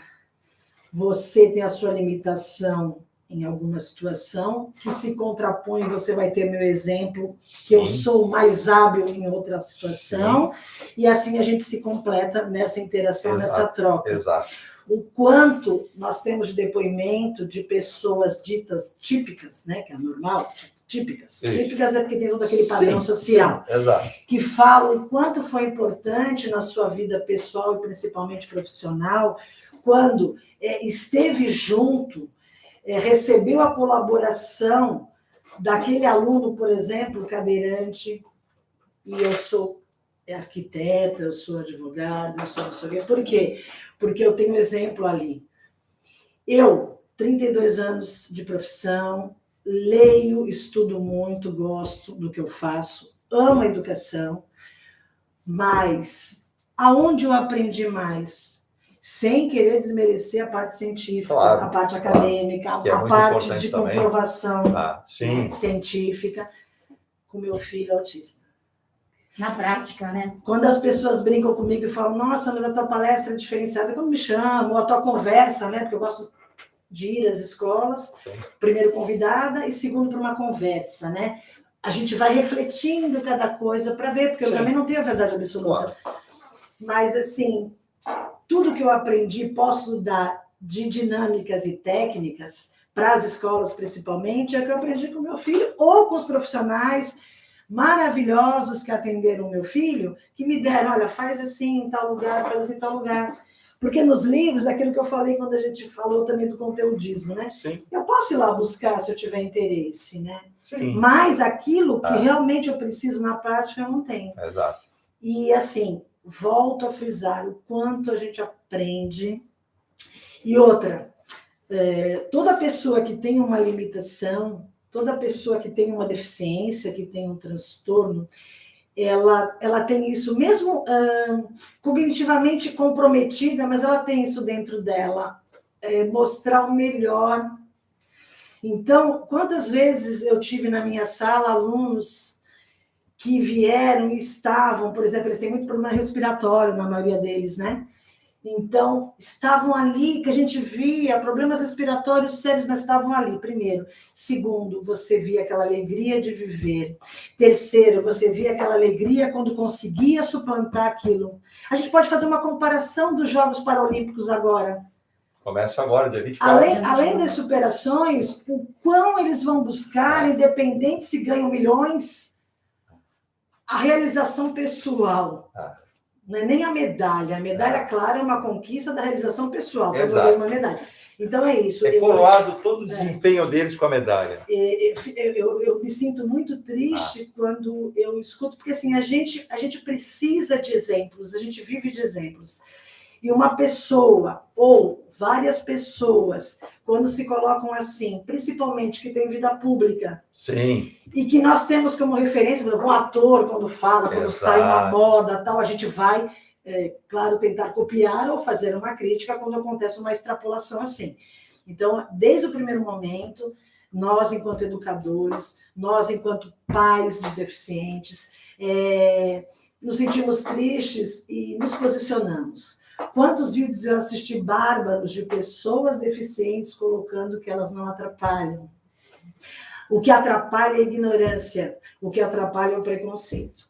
O que me deixa mais triste ainda, Cristina, na sua fala, muito prudente, pontual, com muito respeito, sem aqui querer diminuir ninguém, e eu não vou comprar essa briga, não preciso, mas eu compro da seguinte maneira, todo dia a gente pontua isso, que eu digo, e falo e repito sempre, o que é e quem é normal. Essa é o meu ponto de vista. Eu também. Me responda quem se achar capaz. Mesmo porque a gente sai de uma situação que a gente preservava e falava que a única inteligência era intelectual. Sim. Pelo contrário, nós temos observado e as empresas têm sacado, a nível profissional, a inteligência emocional. Exato. As outras inteligências suplantam a intelectual. Porque é aquilo que eu falei, a pessoa pode ser PhD, não desmerecendo, ela estudou, mas, às vezes, um PhD, às vezes, fazendo uma explanação, e aquela pessoa, nós já tivemos vários exemplos na Seduc de Santos, quando a gente traz o fórum permanente, né? Especialistas, bárbaros, só que aquela pessoa, às vezes, por exemplo, eu vou fazer para a educação inclusiva, um mediador, que ele, sim, é um professor, mas ele não tem aquela especificidade, e no contato com o aluno, na empatia com o aluno, ele dá um exemplo ali que suplanta a teoria, o livro. Eu vou ampliar isso, eu vou dar 2 nomes de 2 empresários que a grande maioria conhece, depois quero ver a opinião, né, a palavra da doutora Marcela, até porque, se eu olhar por esse prisma micro, que o nosso ministro, infelizmente, se manifestou, e não é Eu tive a capacidade de assistir 7, 8 locais que compilaram isso, foi num programa de televisão. Não foi pensado num contexto e colado, não. Ele falou. Tá? Eu assisti, fui olhar para ter essa ciência para poder falar. Então, ele falou, agora vai arcar com o ônus disso. Mas, na visão do ministro, por exemplo, a doutora Marcela talvez estivesse aqui. Porque, na visão dele, é para poucos. Poucos poderiam estudar, né? E, na visão dele, que se deve implementar mais o curso técnico.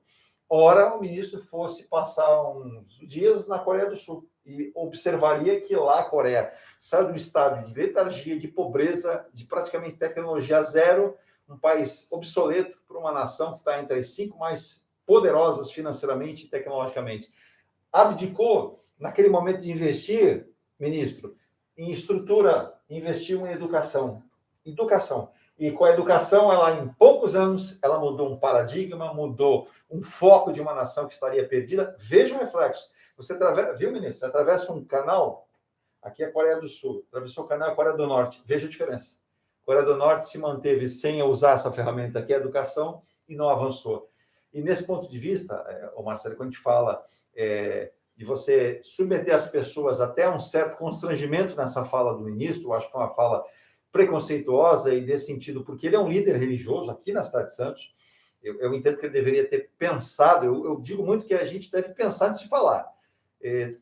Outrora, talvez eu sou assim, jornalista é muito efusivo. Se deixar, fala com as mãos, com a boca e não para. Mas a gente tem que pensar. Então, mensurar, né, o objetivo da sua fala e quem você vai atingir, ele magoou demais. E Sim. Eu me sinto uma pessoa, eu me sinto atingido pela fala preconceituosa do ministro. E eu observava ontem 6, 7, 8, 9, 10 entidades que vão tomar medidas judiciais contra ele, baseadas inclusive na fala, e o maior aliado hoje é o senador Romário, ex-jogador Romário, que diz que um governo que se preza, um governo que tem respeito pelo seu povo, não pode ter um ministro preconceituoso, que faz até distinção de classe, de cor e outras coisas mais. Do ponto de vista de um advogado que atua no direito, né? Quando a gente fala em direito é muito amplo, né? O que é meu direito, né? E quando termina o meu, começa o seu. E aí vamos participar dessa discussão. Qual é a sua visão da fala do ministro? Eu ontem, né, até falei, caramba, onde que está nessa questão dessa fala a Lei 13.146, por exemplo? Porque no artigo 27 ela fala lá do direito à educação. Pois é. Né? Então, eu vou até citar para vocês entenderem, porque eu acho que basta. É muito claro, né? A educação constitui direito da pessoa com deficiência, assegurando o sistema educacional inclusivo em todos os níveis de aprendizado ao longo de toda a vida, de forma a alcançar o máximo desenvolvimento possível de seus talentos e habilidades físicas, sensoriais, intelectuais e sociais, segundo suas características, interesses e necessidades de aprendizagem. E aí vem o parágrafo único, que é dever do Estado, da família, da comunidade escolar e da sociedade assegurar a educação de qualidade à pessoa com deficiência, colocando a salvo de toda forma de violência, negligência e discriminação. Então, eu falo que esse artigo... Só uma pergunta. Esse artigo está onde? Está na Lei 13.146, uma lei, tá? Que é isso que eu falo, que eu falo o tempo inteiro. Vamos a importância da sua vida hoje, né, legislações. Cristina? Não podemos dizer lei, ora lei. Exato. Existe aqui, olha, muito assim, ótimo, obrigado, nos ajudou demais a doutora Marcela, que está conosco aqui. Isso é uma lei, ministro. Não é exercício de achismo. Eu acho, porque eu entendo. Não, existe uma lei. Quando você fala de um predisposto, que é uma lei, você não deve interpretar a lei, você deve atualizar a lei colocando ela não como opção, mas sim como uma necessidade que a lei coloca.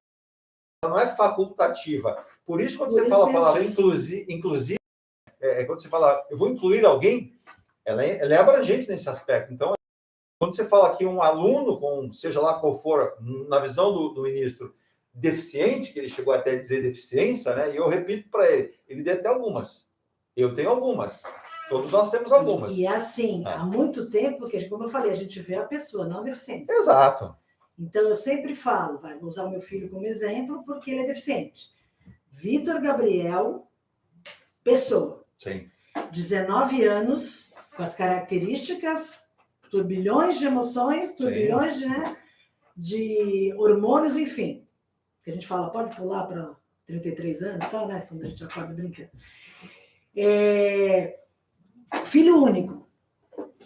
Com todas as características, mimos, etc., de filho Sim, único. natural. Que tem o transtorno da atenção e hiperatividade, então ele tem uma situação que ele é ativo, tal, não sei o quê. Outra coisa que eu esqueci antes do transtorno, Pois não. ele é o quê? Uma pessoa dinâmica e uma pessoa que tem valores próprios e adquiridos com a convivência familiar, a sociedade. Sim. Aí, com o transtorno, por que eu pus o transtorno primeiro? Porque é o que mais chama atenção no Sim. caso dele. Então, a Sim. gente sempre coloca o que mais chama atenção. Então, aquela ansiedade, aquela situação que não para quieto, que eu também sou assim, presente. E aí, depois, o autismo. Por quê? E exemplifico. Uma vez, numa consulta, conversando com a neuropediatra dele, uma sumidade, é considerada a papisa do Brasil. E aí eu contei uma situação, porque com meu pai ele era ímpar, com meu pai ele tinha uma empatia, com meu pai nem parecia que ele tinha TDAH, enfim. Meu pai até parecia que às vezes estava dormindo, tão quietinho que ele estava com meu pai, né? E já com minha mãe outro comportamento, com minha avó outro, comigo outro. E aí eu contando uma situação, ela falou assim, Cristina, é do autismo. Eu falei, doutora, deixa eu contar uma coisa para a senhora. Quer dizer que ele olha para o meu pai e tira a máscara do autismo? Não, doutora, Pega de novo e é põe. que ele, como todo bom ser humano, como toda boa criança, ele testou cada um. E ele chega no limite do cada um. E o meu pai, só com os olhos, ele nunca levantou a voz para o meu filho, ele nunca bateu no meu filho. Olha só. Né?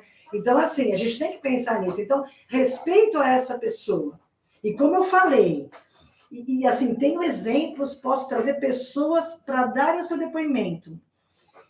Salvo exceções no sentido de ter uma outra situação que a gente chama de comorbidade. Então, por exemplo, o aluno é autista ou tem déficit de atenção e também tem transtorno opositor desafiador, que é aquele que vai estar sempre te desafiando nos comportamentos. Sim. Né? Então, se a pessoa, né, ela não tem outra situação que acentua, mas também que não é culpa dela, tenho várias declarações de professores que falam o aluno deficiente é um dos meus melhores alunos. E também vamos fazer isso que eu estava lendo, eu achei bárbaro, essa aluna autista, ela coloca, vocês nunca pararam para pensar o quanto vocês me atrapalham, porque ela tem problema de hipersensibilidade auditiva, quando vocês ficam fazendo barulho na classe. Exato, exato. Quando existem na escola, porque a gente também não adequa a escola, aquele sinal que toca, que até nós, professores, falamos, não vamos passar na hora do sinal, porque senão a gente vai ensurdecer. Exato. Né? Então é isso, a gente só vê o lado porque a aparente, a latente. Exato. Não, pelo contrário, quanta experiência a gente tem. Então é muito equivocado. E eu queria também complementar a história da parte da universidade, do científico. Eu também tenho um exemplo prático, a gente tem que dar oportunidade a todos de tudo. Eu fui diretora de escola pública há muitos anos, uma escola bárbara, onde eu aprendi tudo, mas uma escola de alta vulnerabilidade, Mário de Almeida Alcântara, no Valongo, né? E assim, social mesmo, não estou falando dos alunos. Claro, os alunos com exemplo, às vezes, mas a gente conseguia contornar, enfim. E a gente, enquanto educador, nós, equipe, professores do coletivo escolar, estávamos muito conscientes, nós falávamos assim, todos os projetos que vinham, tanto a SEDUC nos proporcionando, como que a gente via pela cidade, nós colocávamos na nossa escola. Mas a escola tem tanta coisa, né? Então, o que a gente fez?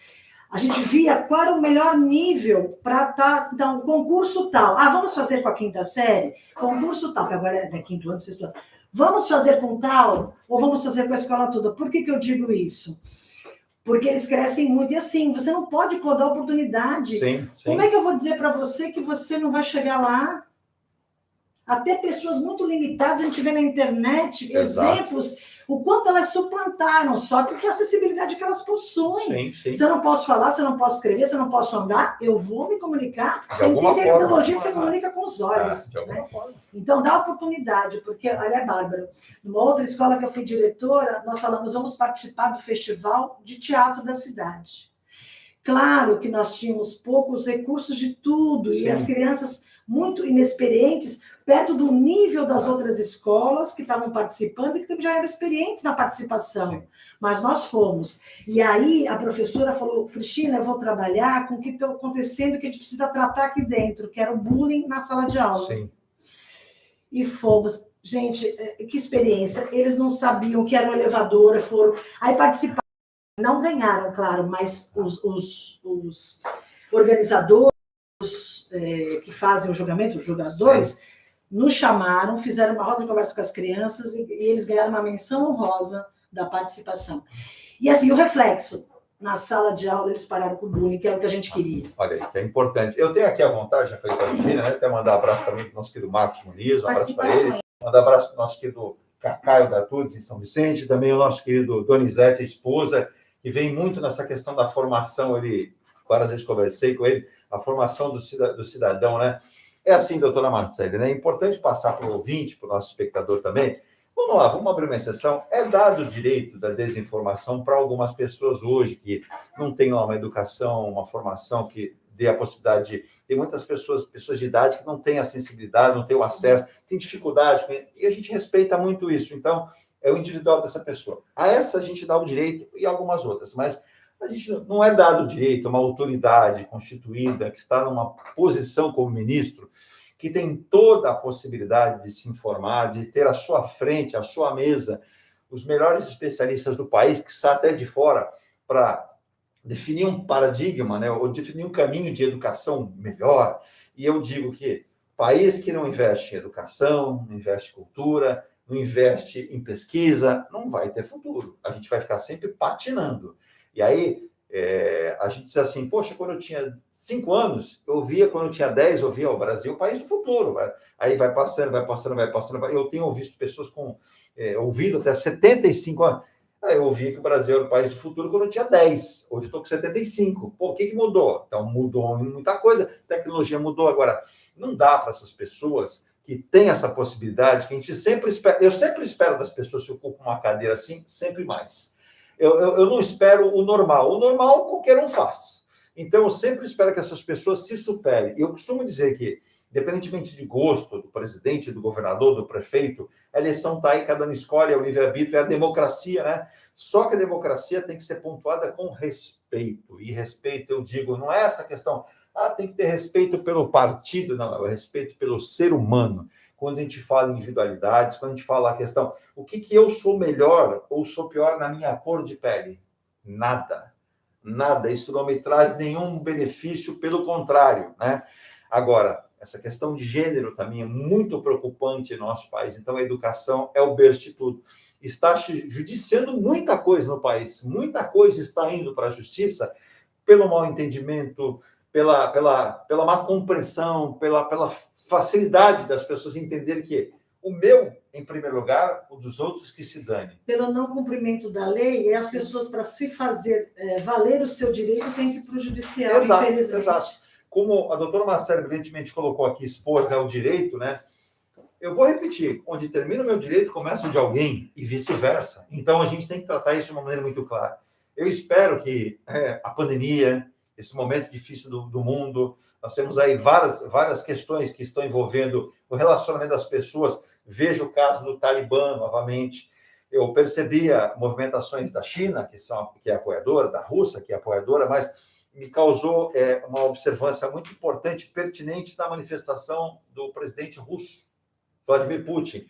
Não que eu seja fã, eu não sou fã de países, entre aspas, né, socialistas ou ditos como... Se falar de país comunista é raro. Você vai pegar talvez a Coreia do Norte, porque a China não é um país comunista, é um país socialista capitalista. Mas vamos pegar a Rússia. O Putin diz, estamos vivendo numa outra era, num novo momento do mundo e da humanidade, onde as individualidades e respeito devem ser mantidos.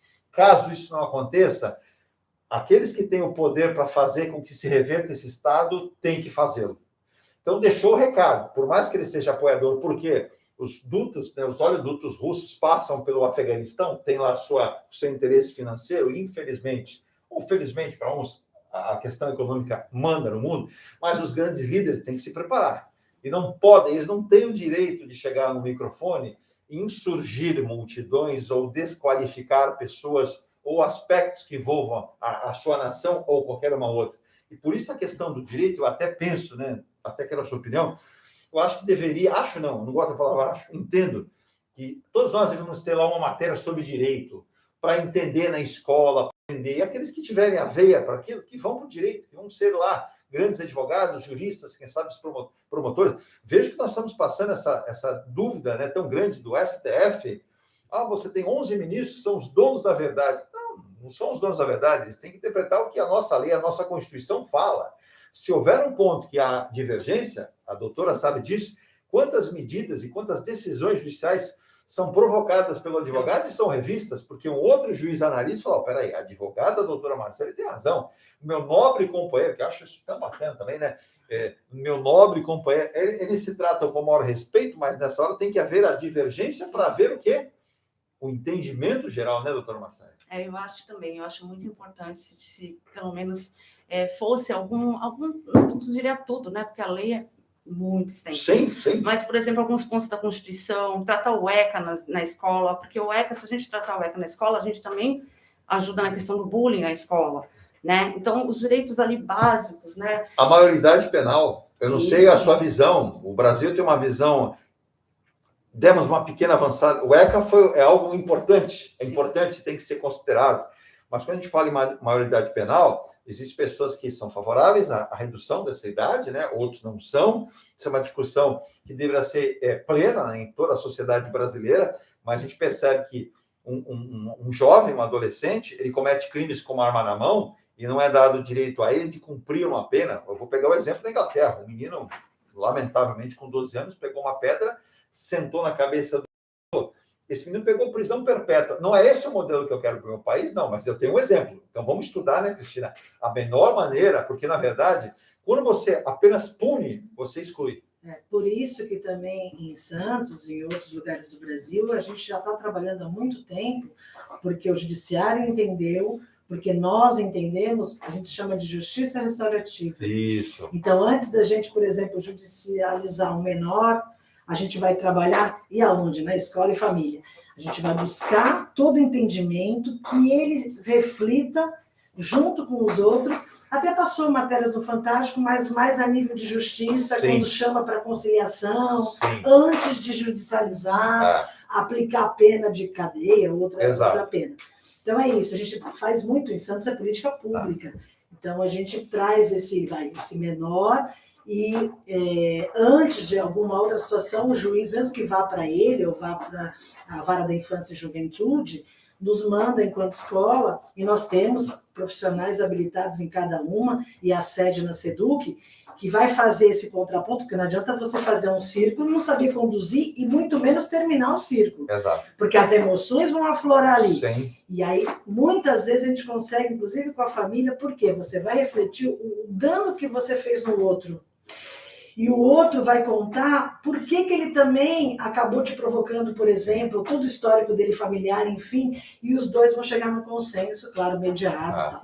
Então, a gente faz muito isso para não chegar a esse aspecto, uma pena, nosso programa está chegando ao final, mas a gente vai marcar um outro programa, que olha quantos aspectos começam a surgir. Inclusive, eu ia sugerir, assim, uma das ouvintes, a Thaís, ela é surda, só que, assim, Bárbara, nossa professora na rede, né? Porque a gente prioriza esse aluno surdo para estar ele passando, né, a parte de Libras e tal. Sim. Ela está participando, ela se pôs à disposição para vir. Opa! Então, ela está aí, a mãe dela também, minha colega supervisora, agradeço muito a participação. E para ela contar, porque eu acho que melhor é o protagonista que passou por isso. Já está convidado, né? E assim, aonde chegou, aonde está chegando, a nossa colaboração. E é importante dar os exemplos, né, Cristina? Eu queria ressaltar também com relação a Libras, para terminar a situação de Libras, claro que tem outras escolas. Eu vou citar uma porque veio recente para o meu celular, que o pessoal me imune de informações boas, né? Então, eu quero enaltecer a Escola UME João Papa Sobrinho, onde a diretora, a equipe técnica, os professores viram a necessidade, onde também essa colega, né, porque ela é professora também, está trabalhando, que nós temos, enquanto escola, verbas federais, verbas próprias, verbas municipais. Sim. Com as verbas que ela conseguiu, que tinha uma destinação para situações acessíveis, ela mandou fazer para todo o coletivo. Ela falou até para mim, Cristina, que pena que eu não consegui fazer para os alunos ainda, mas eu vou conseguir. Todos têm a máscara acessível, porque a gente esquece disso também, né? A gente não priorizou o tempo inteiro a leitura labial, e tem alunos que só fazem ainda o domínio, eles não têm Libras também. Sim. Então, cadê? quem ia conseguir entender Nossa, aqui? máscara. Então, a escola, então todos estão lembrado. trabalhando, eu tenho fotos ilustrativas, então, parabéns à escola. Eu sei que muitas nossas escolas por aí pelo Brasil Sim. também já fizeram. Sim. Muitos professores, individualmente, às vezes, que sabem da importância da linguagem, até da gente verificar, porque a gente, É claro. emoção. Então, essas máscaras acessíveis. Então, eu queria ressaltar e gostaria mesmo de a gente trazê-la Vamos. e outros profissionais para contar Será o ótimo. impacto, né? Ah, É muito melhor um profissional que trabalha com Libras, a comissão que elaborou a nível de município toda a adequação curricular, para a gente deixar mesmo claro ao município, Sim. à região, o que a gente está trabalhando para melhor atendimento ao aluno, para dar acessibilidade para então, ele. vamos marcar assim, vai ser muito importante. Como a gente tem sugestões de pauta, essa é uma sugestão já aceita. Diga lá, Virginia, por favor. Isso, Antônio Fernando Paris. Bom dia. Bom Andréa Cruz Gomes Piedade. Todos crescem um com os outros. Todos temos nossas deficiências. A segregação em qualquer âmbito social, econômico, religioso, cultural, por condição física ou mental, não colabora com a equidade da educação. Paula Dória. Parabéns, Marcele. Te admiro muito. Luiz Otero. Bom dia a todos. Hoje às 20 horas tem conexão musical com Key Lomas. Andréa Cruz Gomes Piedade. Thaís Lourenço. É uma excelente professora. Exemplo para a comunidade surda. Mais participação. Marcos Muniz, bom dia. Parabéns, professora. Precisa tomar urgente o ensino crianças e jovens vulneráveis. É um perigo. Ociosidade pode ser ocupada pelo crime. Exato. Retorno presencial urgente. Exato. A ociosidade é terrível para qualquer Nós já aspecto. voltamos enquanto rede, com 100%. Claro que dando a liberdade ainda aos pais de optarem ainda por estarem com os filhos em casa, só que agora tem um diferencial. Antes a gente chamava de híbrido. Sim. Tinha atendimento via computador, né, o remoto, Exato. e atendimento presencial em alguns momentos. Sim. Agora, a prioridade, mesmo por força de lei, enfim, é o presencial. Então, aqueles alunos que os pais optarem, eles têm que entender que o material é feito agora físico. Físico. Não, é claro que nos momentos que o professor pode, ele vai entrar também no remoto e falar, mas assim, um prioritário, porque senão ele fala, puxa vida, mas o meu filho não é mais atendido em casa. Ele é assim, nos momentos que o professor, ele faz de tudo, né? Então, momentos que ele pode, ele vai conversar. Ou pelo grupo de WhatsApp, que ainda existe e tal. Só que o prioritário é o presencial. A exceção, então, vai fazer o físico. Tá? É importante frisar. Eu sempre gosto de usar a figura. O professor, na verdade, se eu pudesse usar a figura de um bicho ou de um mamífero, eu usaria a figura do professor de um povo. Então, o professor tem que ter as várias habilidades numa mesma pessoa para trazer isso. Tem mais um comentário aqui. Pode fazê-lo, por favor. Luiz Otero, tema muito oportuno para debater. A questão da inclusão precisa ser resolvida com a sociedade, sem políticas de segregação. É isso aí. Quando a gente fala, desculpa. Seleção é mesmo segregação. A palavra segregar também ela cabe nesse contexto, e muita gente sabe o que eu estou falando. Vivemos num país de muitas diferenças, né? A gente submete, eu tenho aqui uma pauta, Edu, você fez lá, há 10 anos atrás, um programa de televisão onde você reuniu 10 líderes religiosos, lembro, quase me mataram, mas eu não me arrependo, né? Porque é importante. Aí quando você fala, vivemos num país laico, muita gente, o que é isso, Edu, laico? Um país que permite que todos tenham a livre expressão de qualquer que seja a sua religião. Porém, na prática, não é bem assim. Então, a gente percebe que tem muitas insurgências relacionadas a esse tema. Quando o sujeito está na repartição pública, tem lá um crucifixo, o sujeito é evangélico, na visão dele, ele interpreta. Então, a gente tem que respeitar todas as individualidades. Então, por se tratar de um país com tantas diferenças, parte do princípio que a gente tem que estudá-las todas e almejar que nós possamos diminuí-las, né? E pensar num país macro, um país que a gente possa resolver. Temos, por excelência, muita gente boa. A gente está vivendo esse momento de pandemia. Até eu separei algumas notícias aqui hoje para passá-las. Eu até vou passar para o final do programa, a gente pode estender um pouquinho mais. Santos e Praia Grande vacinam jovens com mais de 14 anos hoje, hein, gente? Já está vacinando adolescentes com comorbidades, que precisem estar acompanhados do pai ou responsável. Então, a partir de 14 anos, hoje, Santos e Praia Grande estão vacinando. Mas com comorbidade. Se você não tem nenhuma comorbidade, não vá ainda. Deixe esse espaço para aqueles que as têm, para que possam ser vacinados. Baixada Santista registrou, nas últimas horas, 467 novos casos de Covid-19 em 24 horas, 467 casos confirmados. Governador João Dória, governador do Estado de São Paulo, cobra o Ministério da Saúde para envio de vacinas da Pfizer para antecipar a segunda dose de muita gente que não teve a segunda dose ainda também. Eu, por exemplo, não tomei a segunda dose. A minha está prevista lá para o final de setembro.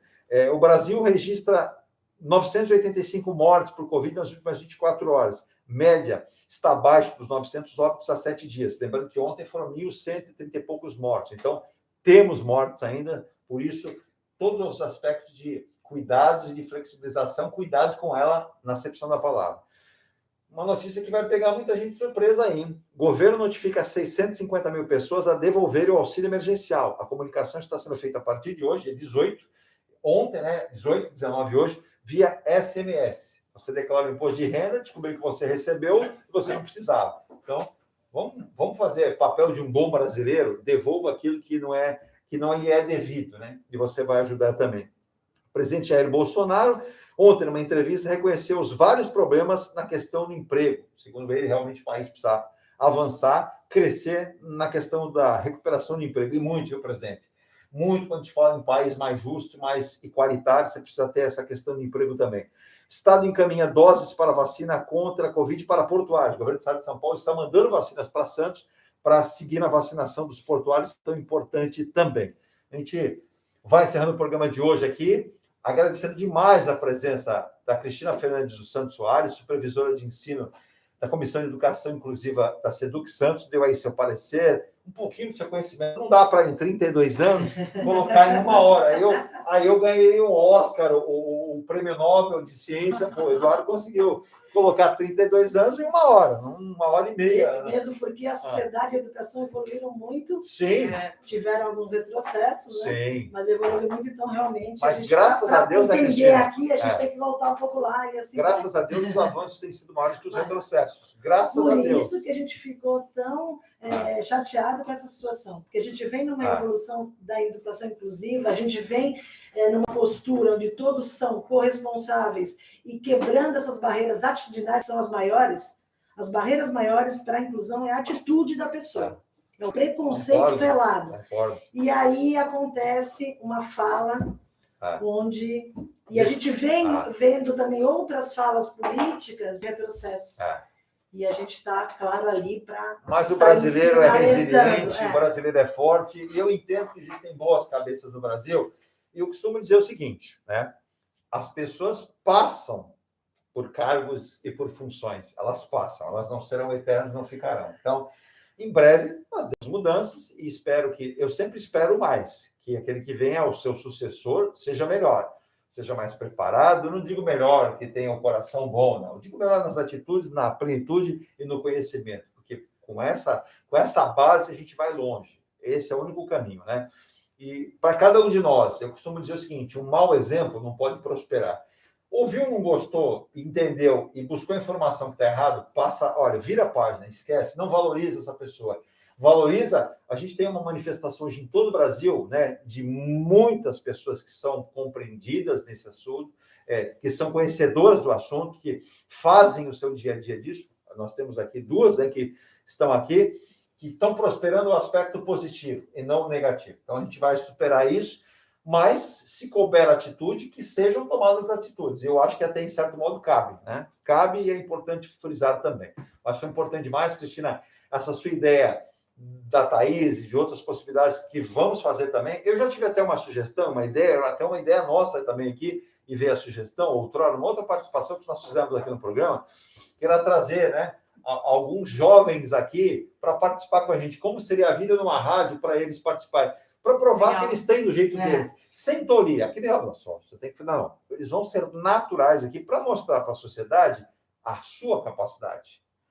Para eles mostrarem as suas dificuldades que tiveram socialmente, refletindo, tudo, e também as potencialidades. Está cheio de gente muito bem preparada. Eu vou falar pela experiência aí de praticamente 30 anos na área de comunicação, 12 no Grupo da Tribuna, 11 no Grupo Santa Cecília, 10 anos militando em várias rádios em São Paulo. Pegava pessoas extremamente preparadas, 3, 4 formações acadêmicas no exterior. Chegar na frente do microfone, Marcelo, não se sinta culpado. Sim, pois não, talvez. E não sair daquilo. E você tinha que lutar com aquele... Mas eu tenho que respeitar.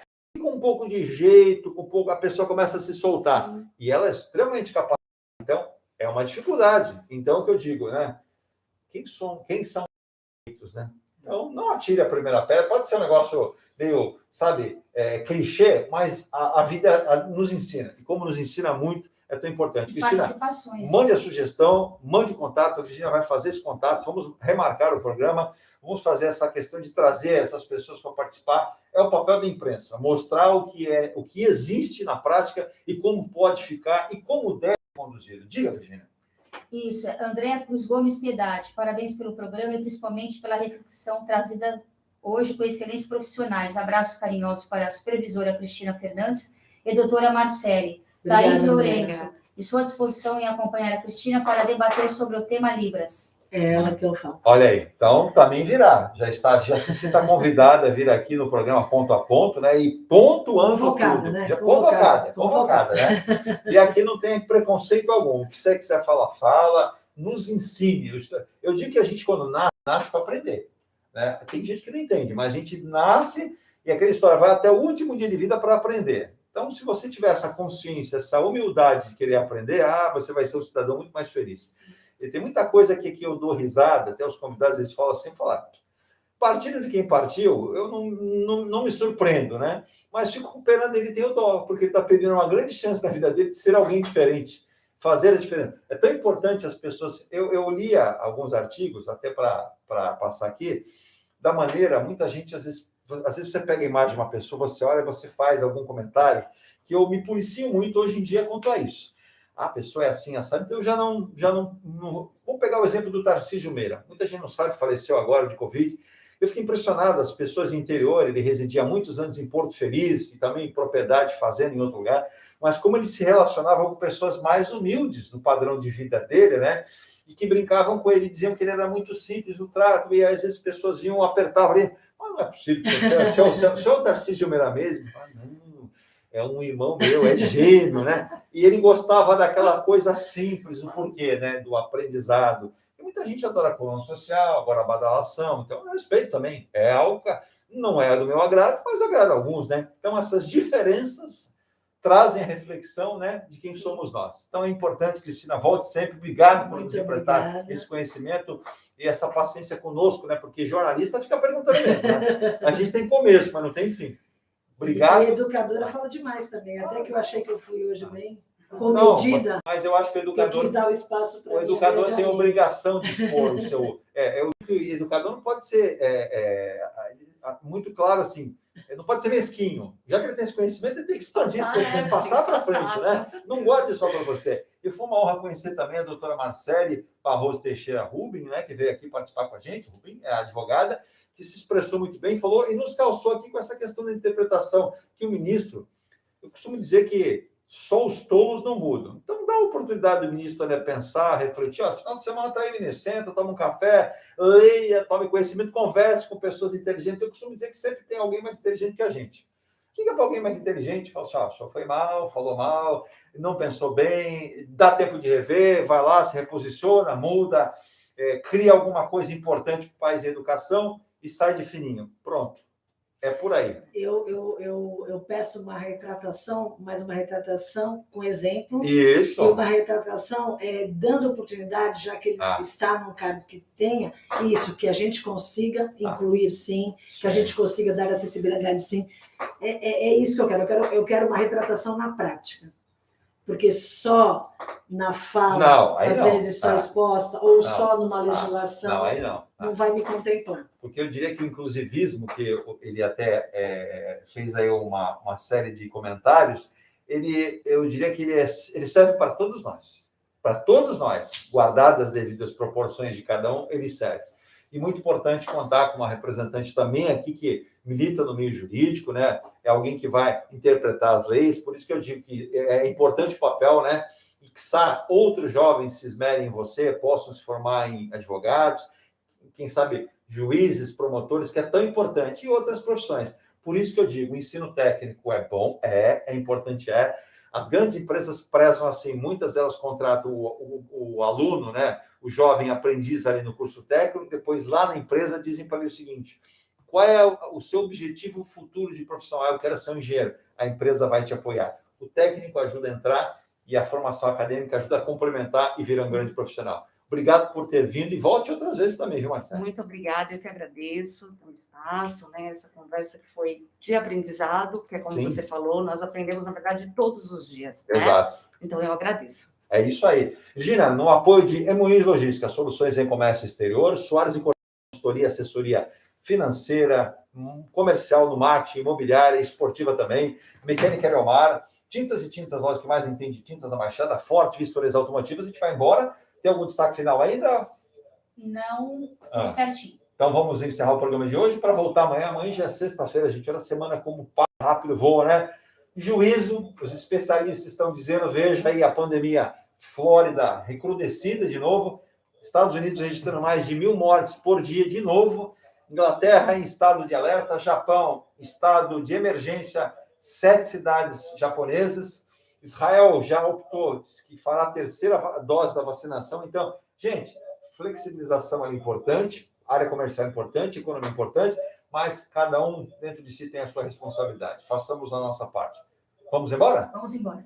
Bom dia a Boa todos. quinta-feira, amanhã de volta com mais um Ponto a Ponto. Amanhã é papo forte aqui com Ponto a Ponto para falar do mundo sobre rodas, né? Tudo que envolve o mundo do automóvel, o mundo das peças, produtos e que você gosta tanto precisa saber. Tchau! Você acompanhou o Ponto a Ponto, a notícia em destaque. A apresentação, Eduardo Lucas.